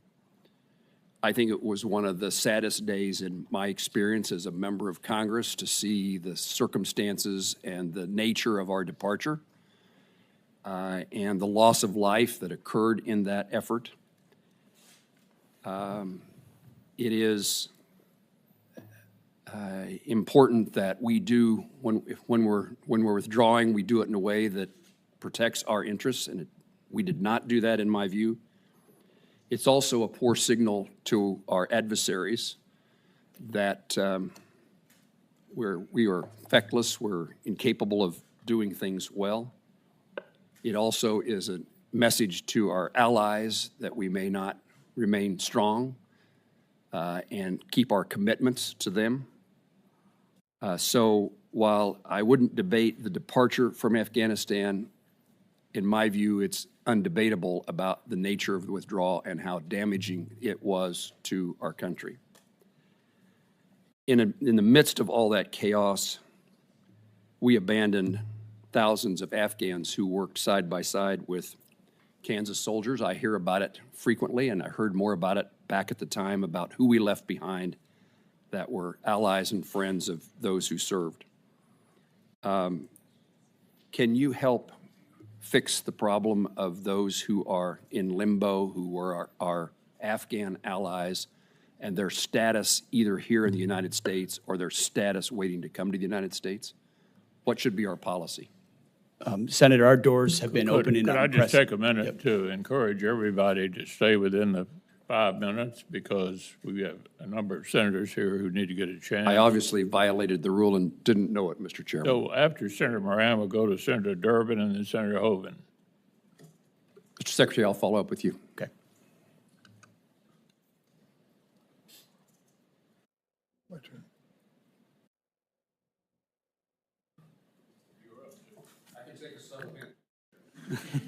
We're just going to have to get the gentleman from Kansas a clock.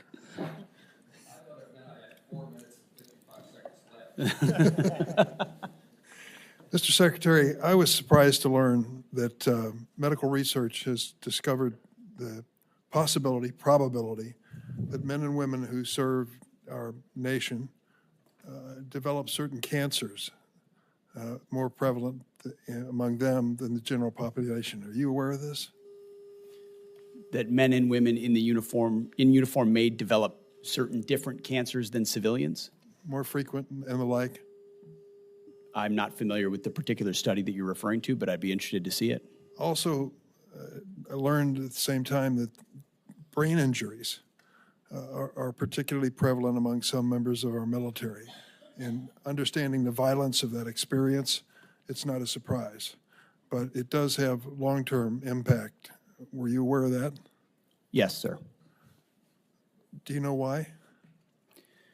Well, decades of deployments to places where explosions, large and small, happen on the regular basis, and certain people are right next to small explosions on a regular basis or big explosions in one incident, or they have a duty MOS, like you're an artilleryman, where the constant thud of that alters the physical aspect of your brain in ways that we don't fully understand, but we know are caused by that service. So we're very aware of that. Do you feel a special responsibility as Secretary of Defense representing these services and the men and women who are part of them to make sure that we get as quickly as we can to the bottom of this and figure out what we can do, if anything, to reduce the likelihood of additional cancers or brain injuries?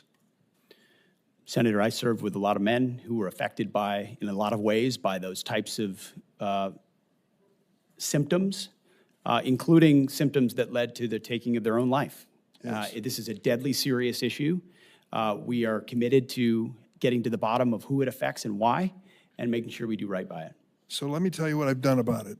As chairman of this subcommittee at one point in time, we have dramatically increased the medical research to protect the men and women in uniform.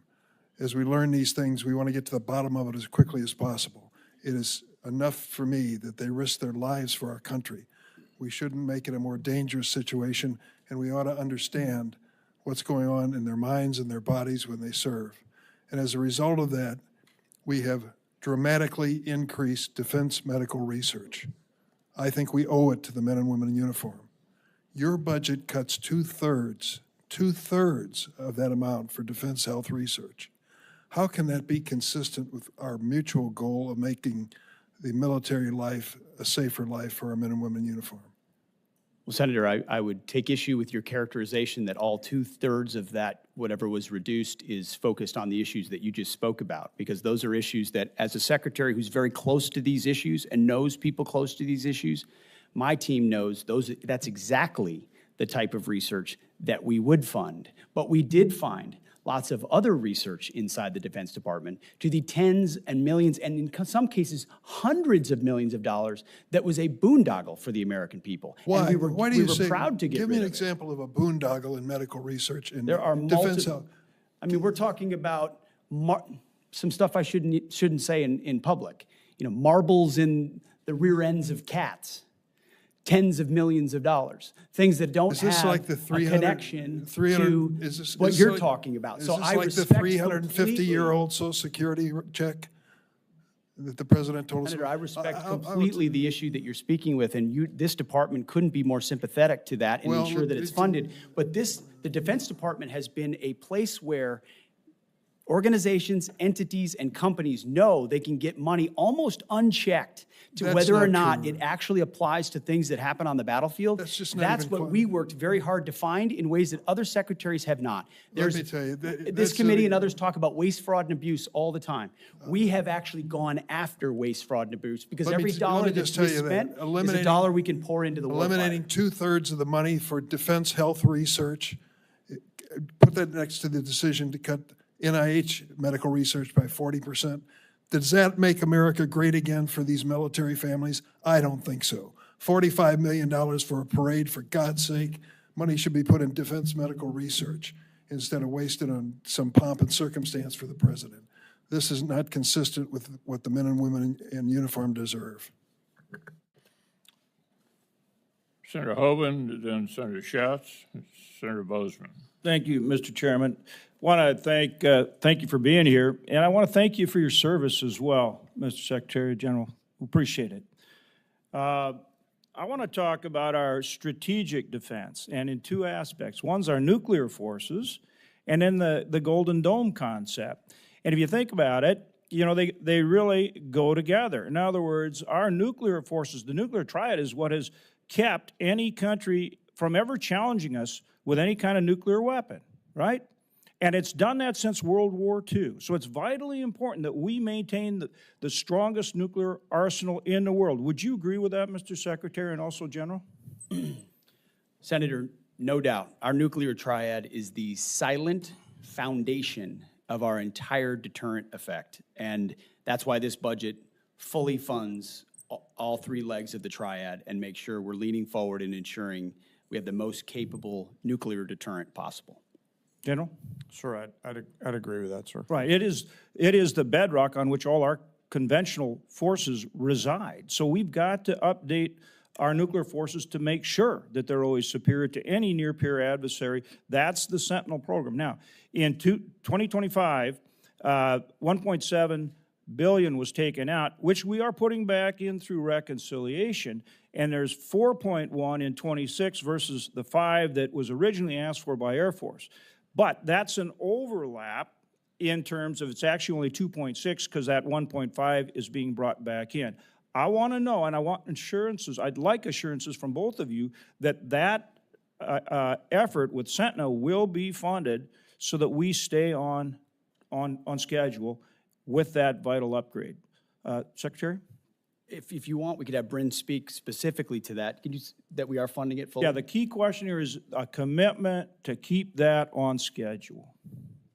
Yes, sir, the Sentinel is fully funded. The only reductions in 26 were a reflection of the Nunn-McCurdy breach that the Sentinel program experienced. But since then, there's been a restructuring, which the Secretary can speak to. And Secretary and General, y'all are committed to keeping that on schedule and providing the funding to do The it? challenge with that program has been how it was administered from the beginning, which everyone in this committee is aware of, leading to the Nunn-McCurdy breach, leading to an understanding of how we do it properly. We are putting our best people with a daily focus on this program to get it back on track, because that's how important it is. So you are committed to keeping it on schedule. And on Nunn-McCurdy, generally Air Force, I want to commend. They've done some good work, and we've worked closely with them.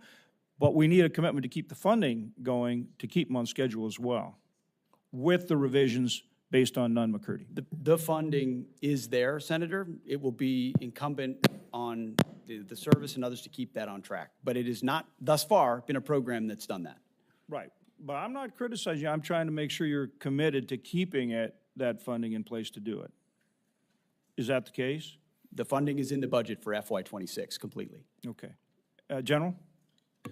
Sir, I'm guessing you know that in my job, I don't actually fund anything. I just recommend and advocate for. So I'm going to defer to my bosses to the left on the. I understand, but there's a difference between what you all in the Air Force have asked for and what's in the budget. Yes, I sir. understand the Nunn-McCurdy adjustments. I just want to make, and we're working closely with Air Force, and we'll continue to. I just want to make sure the commitment's there. Sir, you've got my support to continue to advocate for the program through the Air Force and through the chief and the secretary down there. Thank you, sir. And then I want to flip to the other side of the coin, which now is Golden Dome. I mean, we've got the nuclear forces, so nobody ever tries to fire a missile at us, right? And then with the Golden Dome, it's, well, I guess if they do, we're going to take it out. Now, in that regard, you've got a number of programs that are critically important to our capabilities to make sure that we have better technology for our forces than our near peer. So, for example, TRMC, Test Resource Management Center at Air Force, we're now developing the Sky Range program at the Grand Forks Air Force Base, which enables us to test hypersonic missiles. I wonder, George Rumford leads that program. I wonder, understand your commitment to that program. To drone, counter drone, which we're seeing is so important. And again, we've got both a test site as well as Grand Sky Technology Park on the Grand Forks Air Force Base. Your commitment to upgrading ISR, not just trying to do everything from satellites. So think next gen ISR, taking beyond Global Hawk, right? Which you need in places like, whether it's supporting Ukraine or certainly in the Middle East, and like the very good work you did taking out the Houthis and putting a stop to that nonsense, okay? And then also SDA and the low Earth orbit satellites. Starting with you, Secretary, talk about your commitment to those programs, and if you agree they're vitally important, both in terms of achieving Golden Dome, but in terms of our near-peer challenges, in terms of maintaining our capabilities, our superiority. And same thing, General, I would put the same question to you as well. Well, Senator, I certainly agree about your lens. Your lens is near-peer adversaries, capabilities to threats, and defending the homeland. Things like hypersonics, like UAS, counter-UAS, ISR, critical to that. That's why there's robust increases in those budgets in all of those places, both for how they might be applied in the Indo-Pacific or elsewhere, but also integrated into the Golden Dome. Thank you. Senator Schatz, and then Could the General respond?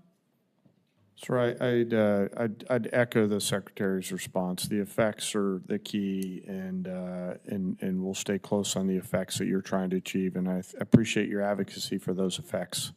Yeah, I'm going to continue to work very hard to make sure that we have resources going into those programs, because that's where, as they say in hockey, that's where the puck's going. Yes, sir. Thank you. We'll take all resources at all times, sir. Thank you. Thank you, Chairman. Secretary, thank you for being here. Good to meet you. General, thank you. Ms. McDonald. I'll start with General Caine. Is the United States being invaded by a foreign nation? Sir, thanks for your question. I think at this point in time, I don't see any foreign state-sponsored folks invading, but I'll, be mindful of the fact that there has been some border issues throughout time and defer to you to DHS, who handles the border along the nation's contiguous outline. Is there a rebellion somewhere in the United States? Sir, I think there's definitely some frustrated folks out there. I mean, if frustrated folks were a rebellion, and I guess that goes to my question for the secretary. Two things. There should be some sort of paper flow that the committee, the Congress, the public can look at in invoking Title 10, Section 12406. So can you give us some clarification on whether the orders that were issued apply to specifically Los Angeles, to California generally, or is this a nationwide order?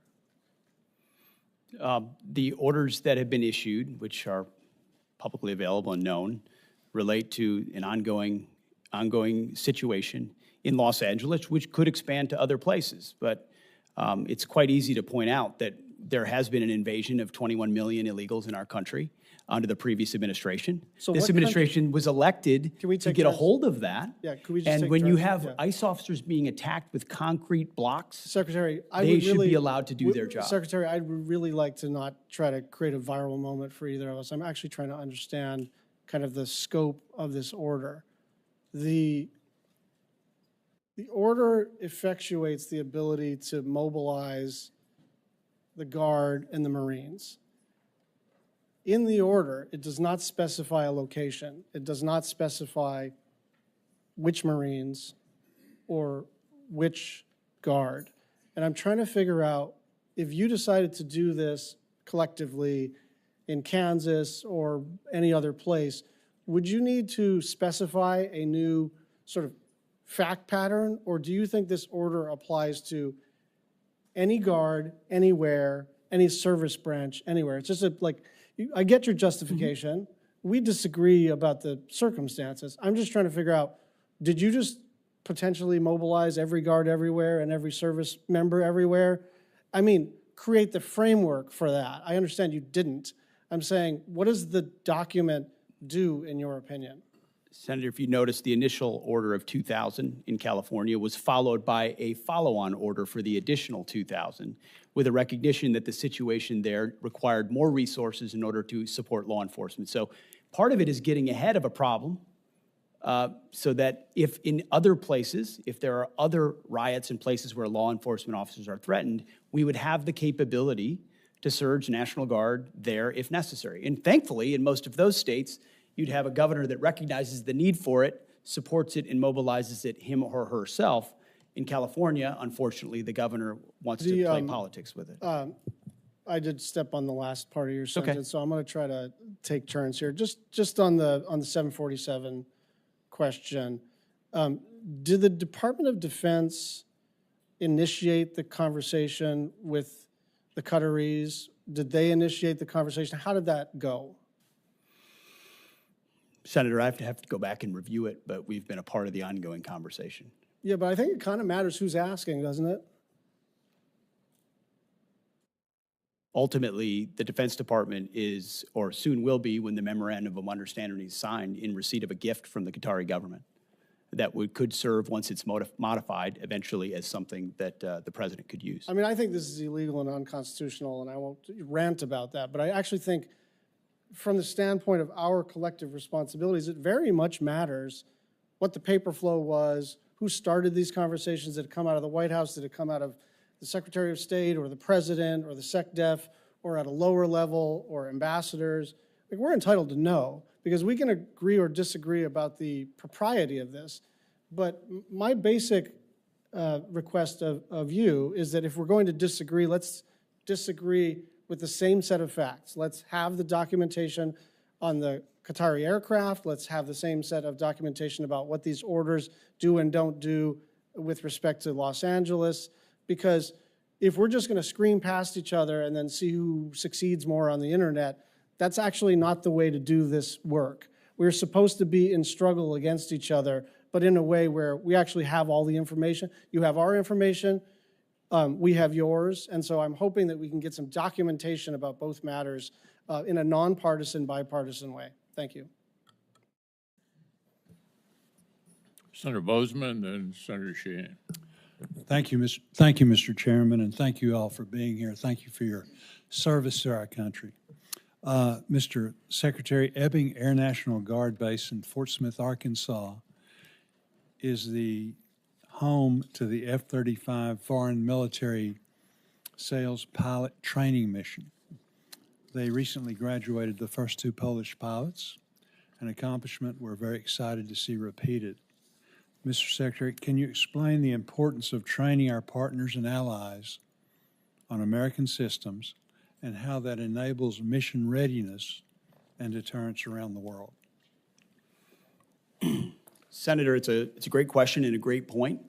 Our ability to project power by, with, and through allies is one of the most important force multipliers that we have, including not just these sophisticated platforms like the F-35, but the training of their people, and including something we're putting a lot of emphasis on, which is military-to-military training, which creates enduring bonds over generations that we're then able to leverage for future capability. So I'm encouraged to hear about those 2 graduations. I know it's a program we're investing in. I know it keeps our defense industrial base robust. It also projects capabilities to allies and partners. So that's a program we're aware of. We think is very important, and appreciate you raising it. Very good. General Caine, we've seen how quickly munitions are expended in high-intensity conflicts like in Ukraine and Israel. How vital sustained supply chains are in modern conflict, the importance. I had the opportunity of taking your predecessor into Camden, Arkansas. Yes, sir. To see the great work our industry partners are doing to help solve the problem. However, the department's organic industrial base also fills important capability gaps. Do you believe the department's organic industrial base meets our munitions needs? And if not, where can we invest more to fix that? Sir, I appreciate the question, especially about munitions. You know, one of my jobs as the chairman is to make sure that the youngsters have the combat capability that they need at scale before they need it. So I appreciate the committee and the Congress's investment in the defense side of the munitions build base. My hope is, as I've talked about with some of the committee leadership before, is that we can raise everybody's capacity. Do that through changing the culture in not only the munitions production, but across the entire national and defense industrial base. Encourage competition to keep the prices down. Write better contracts and increase the overall capacity. So I appreciate your investment in the government side. I hope we can continue to grow the private side as well, not just here, but also in our closest allies and partners. It's an important issue, sir. Thank you. Very good. Thank you. Mr. Secretary, while Ukraine's Operation Spiderweb was a success, it also highlighted just how vulnerable our installations remain to potential attacks, particularly from emerging threats. Putting on my Milcon chair hat for a second, how does this operation change the way we think about installation security, survivability?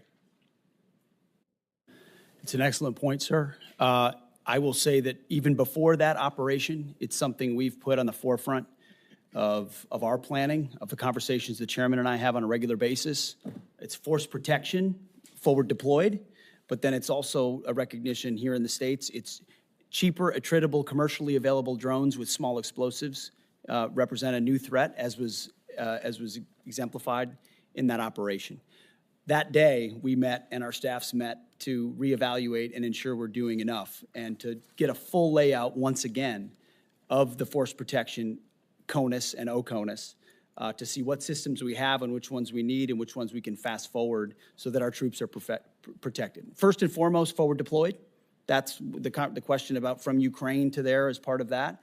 but also in our homeland. And that will be a part of Golden Dome also, the reality of drones of different types. But it's a critical reality of the modern battlefield that we have a responsibility to address. Thank you very much. Thank you, Mr. Chairman. Thank you.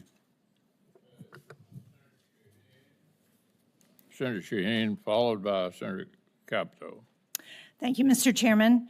Mr. Secretary, General Caine, welcome. Thank you for being here. Both of you mentioned in your opening remarks the challenges with our defense industrial base. And General Caine, as you think about that, how do lead times for the defense industrial base affect your ability to resource worldwide operations? And are you concerned about those delays?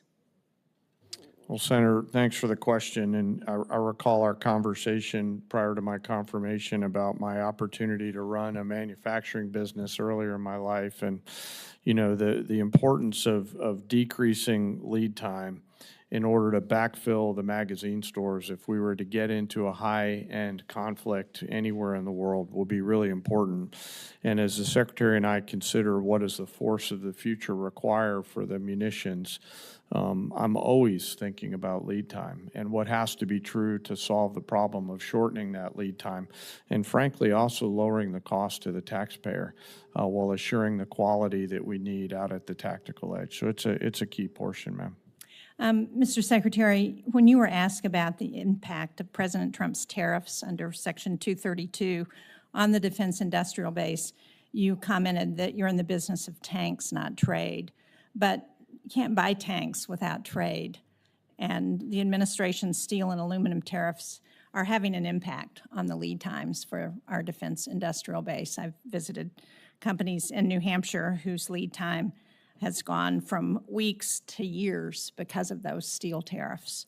So how does the department address that? I asked this question of Secretary Ludnick at the Commerce hearing because he was talking about the benefit of those tariffs, but in the short term, I asked him if he had notified DOD about the tariffs because clearly it's going to have an impact on our defense industrial base. So did the Secretary raise that with you and with the Department of Defense? And how did you respond, and how are you addressing the impact on DOD and the defense base because of those tariffs?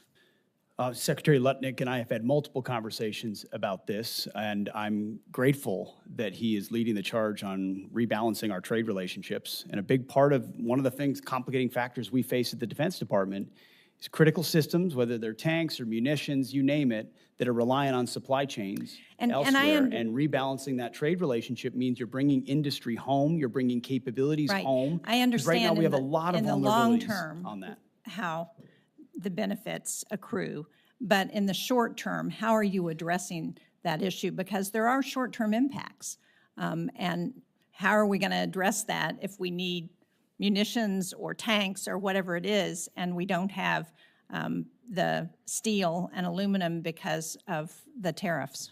I would first say, Senator, that somebody had to stand up and say stop on this cycle of sourcing elsewhere and relying on supply chains elsewhere and allowing for unfair trade balances. And that's what President Trump and Secretary Lutnick have done. So somebody had to do that. But at the same time, yes, we are working. How are you dealing with the short term?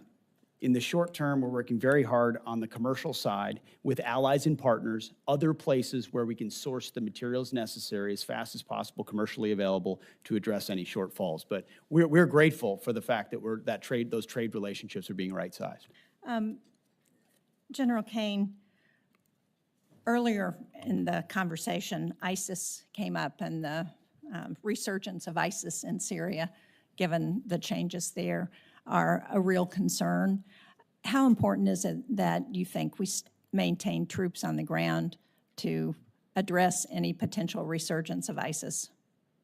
Ma'am, I don't recall the conversation being linked to any particular part of the world. It wasn't. Yes, it was ma'am. Just about ISIS. But I'm asking you because Yes, ma'am. Syria is the most likely place for ISIS to resurge, and we know that there are cells there that are, we've seen it in the last few weeks, where they attacked Yes, ma'am. I'd be happy to sit with you sometime in a different setting to talk about the CT threats and my views on them at the classified level. I think I'm actually somewhat hopeful around the pressure that we have against ISIS in Syria right now, given the change of government there through a unique set of circumstances that nobody could potentially.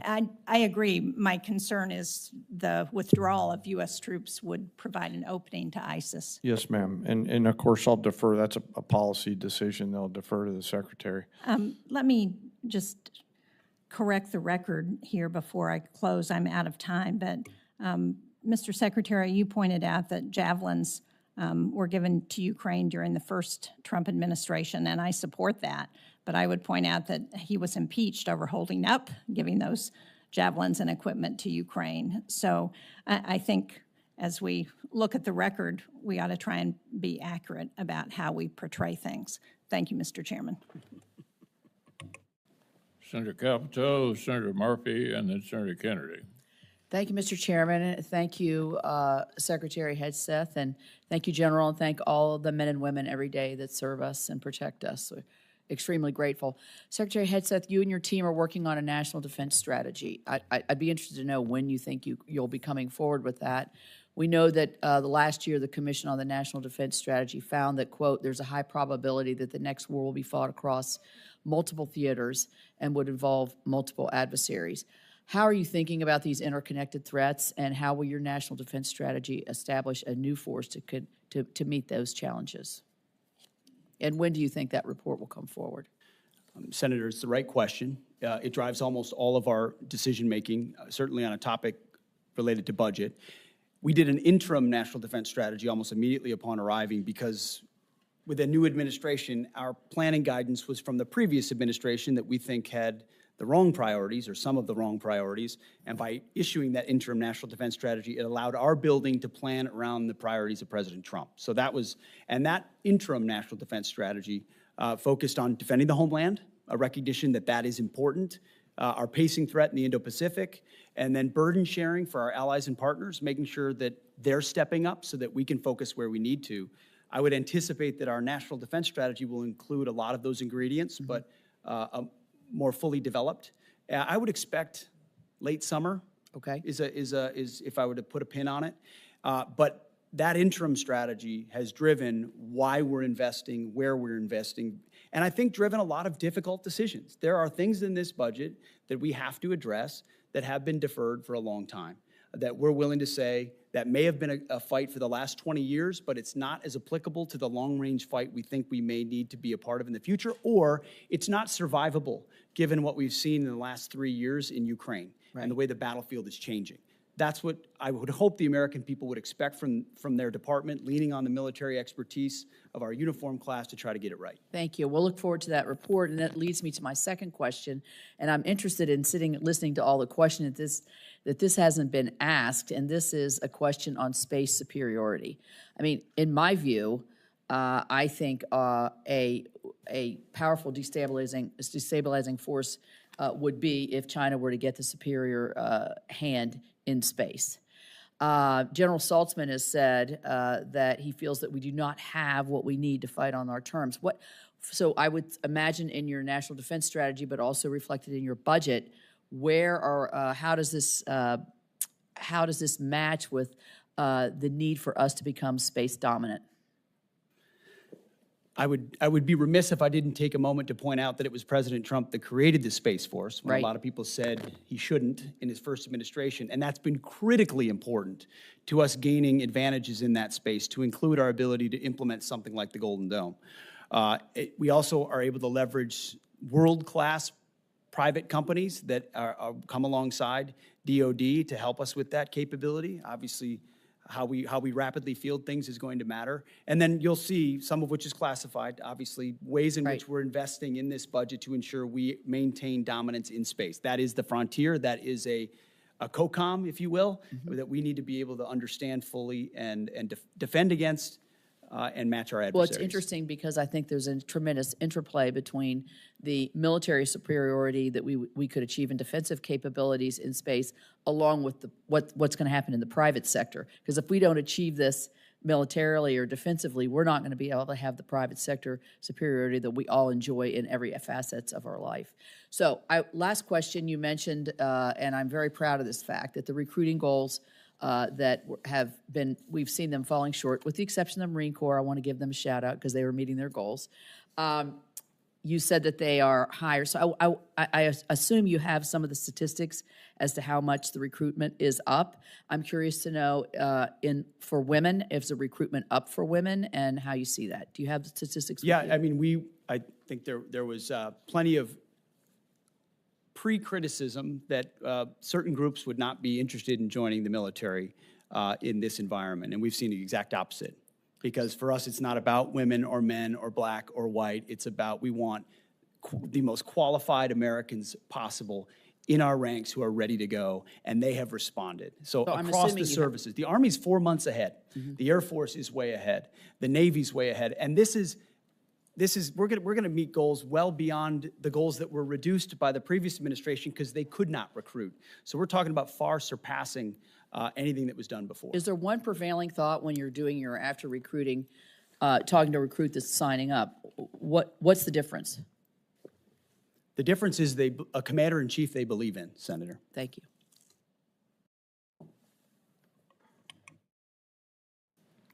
Senator Murphy, you're up. Thank you very much, Mr. Chairman. Thank you, Mr. Secretary, for being here today. I wanted to build on some of the questions that Senator Schatz was asking, just to try to build a fact predicate for some of the tough spending decisions we're going to have to make here. Just to confirm, I heard you say with respect to the gift of the plane from Qatar that we do not yet have a signed MOU with the government of Qatar. Is that right? Correct. We're in the process of working through that. And did you also say we don't have a signed contract with the company that is going to do the work? Or did you say that we have a contract, you're just not willing to disclose the terms? The terms should not be disclosed of anything related to an aircraft of this type. So in 2018, when the contract was signed with Boeing to do the upgrades or the new contracts for Air Force One, the terms of that contract were disclosed. They were made public. In fact, it was the Trump administration that issued a press release giving the total as $3.9 billion. Are you saying this time around, even after you sign the contract, you're not going to make public any of the terms of the contract? I wasn't involved in that previous administration decision, but we're happy to take a look. The Air Force testified before the House that that contract would likely deliver the new Air Force Ones by the 2028 timeframe. It doesn't stand to reason that you will be able to retrofit the plane from Qatar much sooner than 2028. So I'm trying to understand what the gap is that we're trying to fill. If this contract ends up being $500 million and the gap only ends up being 6 months, that doesn't sound like a wise investment for this committee to make. Senator, I would defer to the expertise of the Air Force as far as timing of modifications and when that would happen, but there's also been delay after delay after delay on the Boeing side, so I don't know that's a firm fixed date yet, unfortunately, can be counted on. So obviously the underlying question here is what is going to happen to the plane at the end of Trump's presidency. The president said on May 12th that this plane would be transferred to his presidential library at the end of his term. Is that your understanding of what is going to happen to this plane? The president said that. That's my understanding, although I would look at what comes out in the MOU. But why would we ask the American taxpayer to spend upwards of $1 billion on a plane that would then only be used for a handful of months and then transferred directly to the president? That doesn't sound like a wise use of taxpayer dollars. A lot of the capabilities, as you know, Senator, of that particular platform are and should remain classified. So there are reasons why you might modify, even for a short period of time, an aircraft to ensure the safety and security of the President of the United States. But when do you believe that those upgrades would be made? How long would the president have it before it got transferred to his personal possession? That would be a determination of the Air Force that would take hold of it and make those modifications within whatever time window they believe gets it to the place where it need to be. Yeah, I think this is extraordinary, Mr. Chairman. We're talking about a pretty massive investment of appropriations dollars into a plane that the Secretary is saying is currently planned to be transferred personally to the President. There's a lot of other pending needs that we need to fund. This would seem to be low on the list. Mr. Secretary, one final question. Obviously, you know that there is a concern in the public about a double standard that is applied to protest, sometimes protest that turns violent. The president, when he came into office, issued pardons to the individuals that attacked the United States Capitol, including those individuals who beat savagely police officers. You have deployed the National Guard and readied Marines in a way that many people think is unnecessary given the state and the local resources. So maybe let me ask the question this way so that you can assuage people's concerns that there is a double standard. The National Guard was deployed here on January 6th, and that was a decision made by the Department of Defense. Do you support that decision? Do you believe that that was the right decision to deploy the National Guard to defend the Capitol on January 6th? All I know is it's the right decision to be deploying the National Guard in Los Angeles to defend ICE agents who deserve to be defended in the execution of their jobs. But I think it's important to know whether you think it was also important to have the National Guard defending the United States Capitol when there were violent protesters here on the president's behalf, to make sure that folks know that you care about protest, whether it's against the president or on behalf of the president. Senator, I was in the Washington, D.C. National Guard when that happened and was initially ordered to go guard the inauguration of Joe Biden. But because of the politicization of the Biden administration, my orders were revoked. And ultimately, because of the politics that were being played inside the Defense Department by the previous administration. But do you support the decision made on January 6th to send the National Guard here to defend the Capitol? I support the decision that President Trump made and requesting the National Guard that was denied. So you do not. President Trump you do not support the decision. Support you do not for the National Guard decision to send the National Guard here to defend the Capitol. I think that speaks to the worry that many Americans have that there is a double standard, that you are not willing to defend against attacks made on our democracy by supporters of the president, but you are willing to deploy the National Guard to protect against protesters who are criticizing the president. That's not how our taxpayer dollars are supposed to work. They're supposed to be used to defend the United States, no matter the nature of the political affiliation of the protesters. Thank you, Mr. Chairman. Senator Baldwin. Thank you, Mr. Chairman. I want to follow up on a couple of lines of questioning. Just specifically, Mr. Secretary, what is the authority that the administration is using to deploy active duty Marines to California neighborhoods? What authority?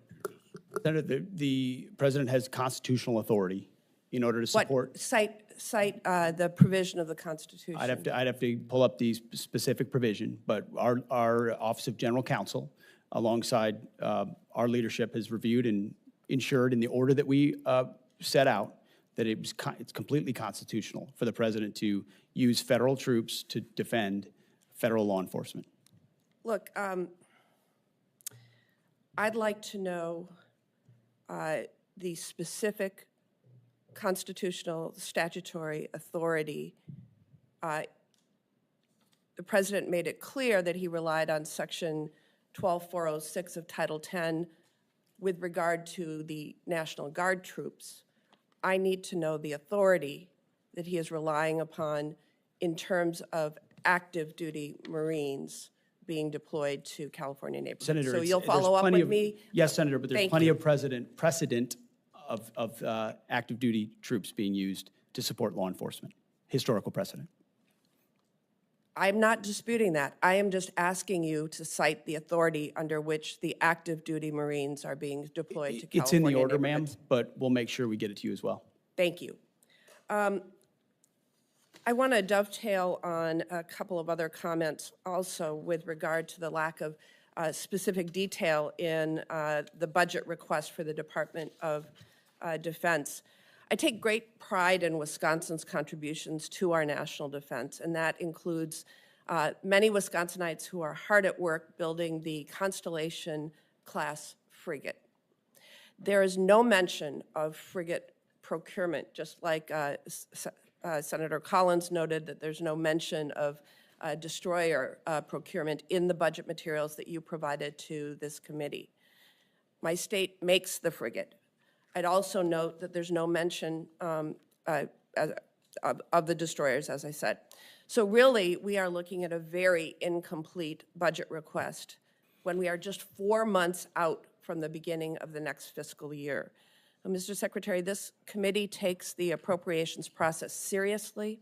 I take the hard work of Wisconsin's shipbuilders seriously, and I'd like your commitment to provide this material to the committee expeditiously so we can do our work. Senator, we'll make sure you get all the information, but what I would say is this is a historic investment in shipbuilding, both the defense industrial base and ships.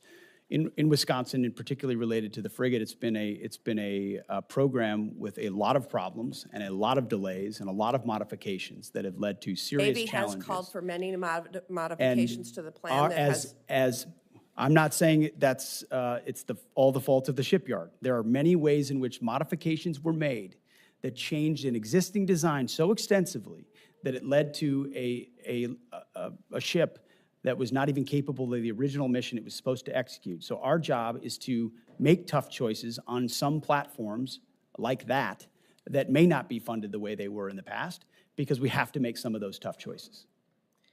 Well, we don't have any of the detail right now of what your plans are with regard to the frigate or the destroyer, and we need that information to do our jobs. Can you get it to me? We have that information, Senator. We have worked in real time in 4 months to reverse a lot of priorities from the previous administration. We have those details and that information, and we will get it to you. Well, the committee needs those details. So this committee has also worked hard alongside the department to improve recruitment and meet retention goals. The department is planning to separate several thousand service members due to your partisan beliefs about troops who are transgender.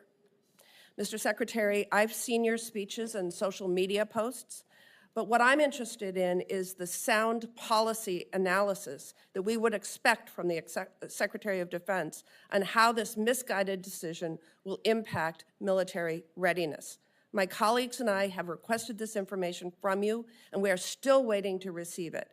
And so I will ask you now, what assessment did the Department of Defense conduct prior to implementation to evaluate the impact that this policy would have on our national security? Moreover, what is the cost to recruit and train thousands of individuals of comparable experience and skill?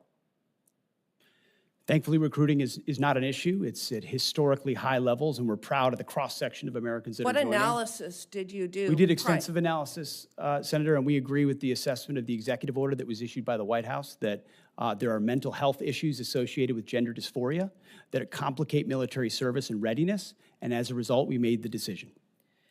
I have asked for that analysis. Please provide it to me and the committee. We will provide it. And then, Mr. Secretary, I think we can all agree that we are at a critical point in our history with respect to global threats that need to counter adversaries like China and Iran. You've gotten a number of questions along those lines. And I'm disappointed that you are instead focusing on a class of ships named for civil rights leaders. You chose Pride Month to direct the Navy to rename a ship named for Navy veteran Harvey Milk. This committee will continue to pursue serious work in the interests of American national security, and I ask you to choose to join us in that endeavor. Senator, we're not interested in naming ships after activists. That's the stance we're taking. All right, where we are, due to the interests of all of the members of the subcommittee, is right near the end, Mr. Secretary, we're going to call on Senator Murkowski, and at that point, the hearing will conclude, and if anybody has additional questions for the record, they can submit it or response. Senator Murkowski. Thank you, Mr. Chairman. Gentlemen, Mr. Secretary, General Caine, welcome, welcome. And I also want to recognize, General, your trip north to Alaska last week or 2 weeks ago. We appreciate that. We all know, everyone in this room knows the strategic role that Alaska plays when it comes to being on the front lines, whether it is the threat from China, Russia, Iran, North Korea. We're sitting up there. We host the backbone of our nation's missile defense there at Fort Greely, advanced fifth-generation fighters at Eielson and at JBER, critical long-range radar and surveillance systems throughout the state. We've got key airborne forces at JBER, Fort Wainwright. I mean, it's good. It's solid. We appreciate it, and we think that we're in a pretty critical place, and we think that you recognize and acknowledge that we're in a pretty critical place. And yet the FY25 Defense Budget Overview document that was released under the last administration stated that the goal of the budget request in terms of the Arctic was to, quote, develop a monitor and respond approach. I thought that that was a pretty passive approach in a highly critical region. We don't need to go into how many icebreakers we have versus Russia. The good news is that with this reconciliation bill that we're talking about, we move to make a difference in an aggressive way that is really, really important. But I will share with you that I'm a little bit frustrated where we've got stated support for the role in the Arctic region, and I'm assuming that means the U.S. Arctic region.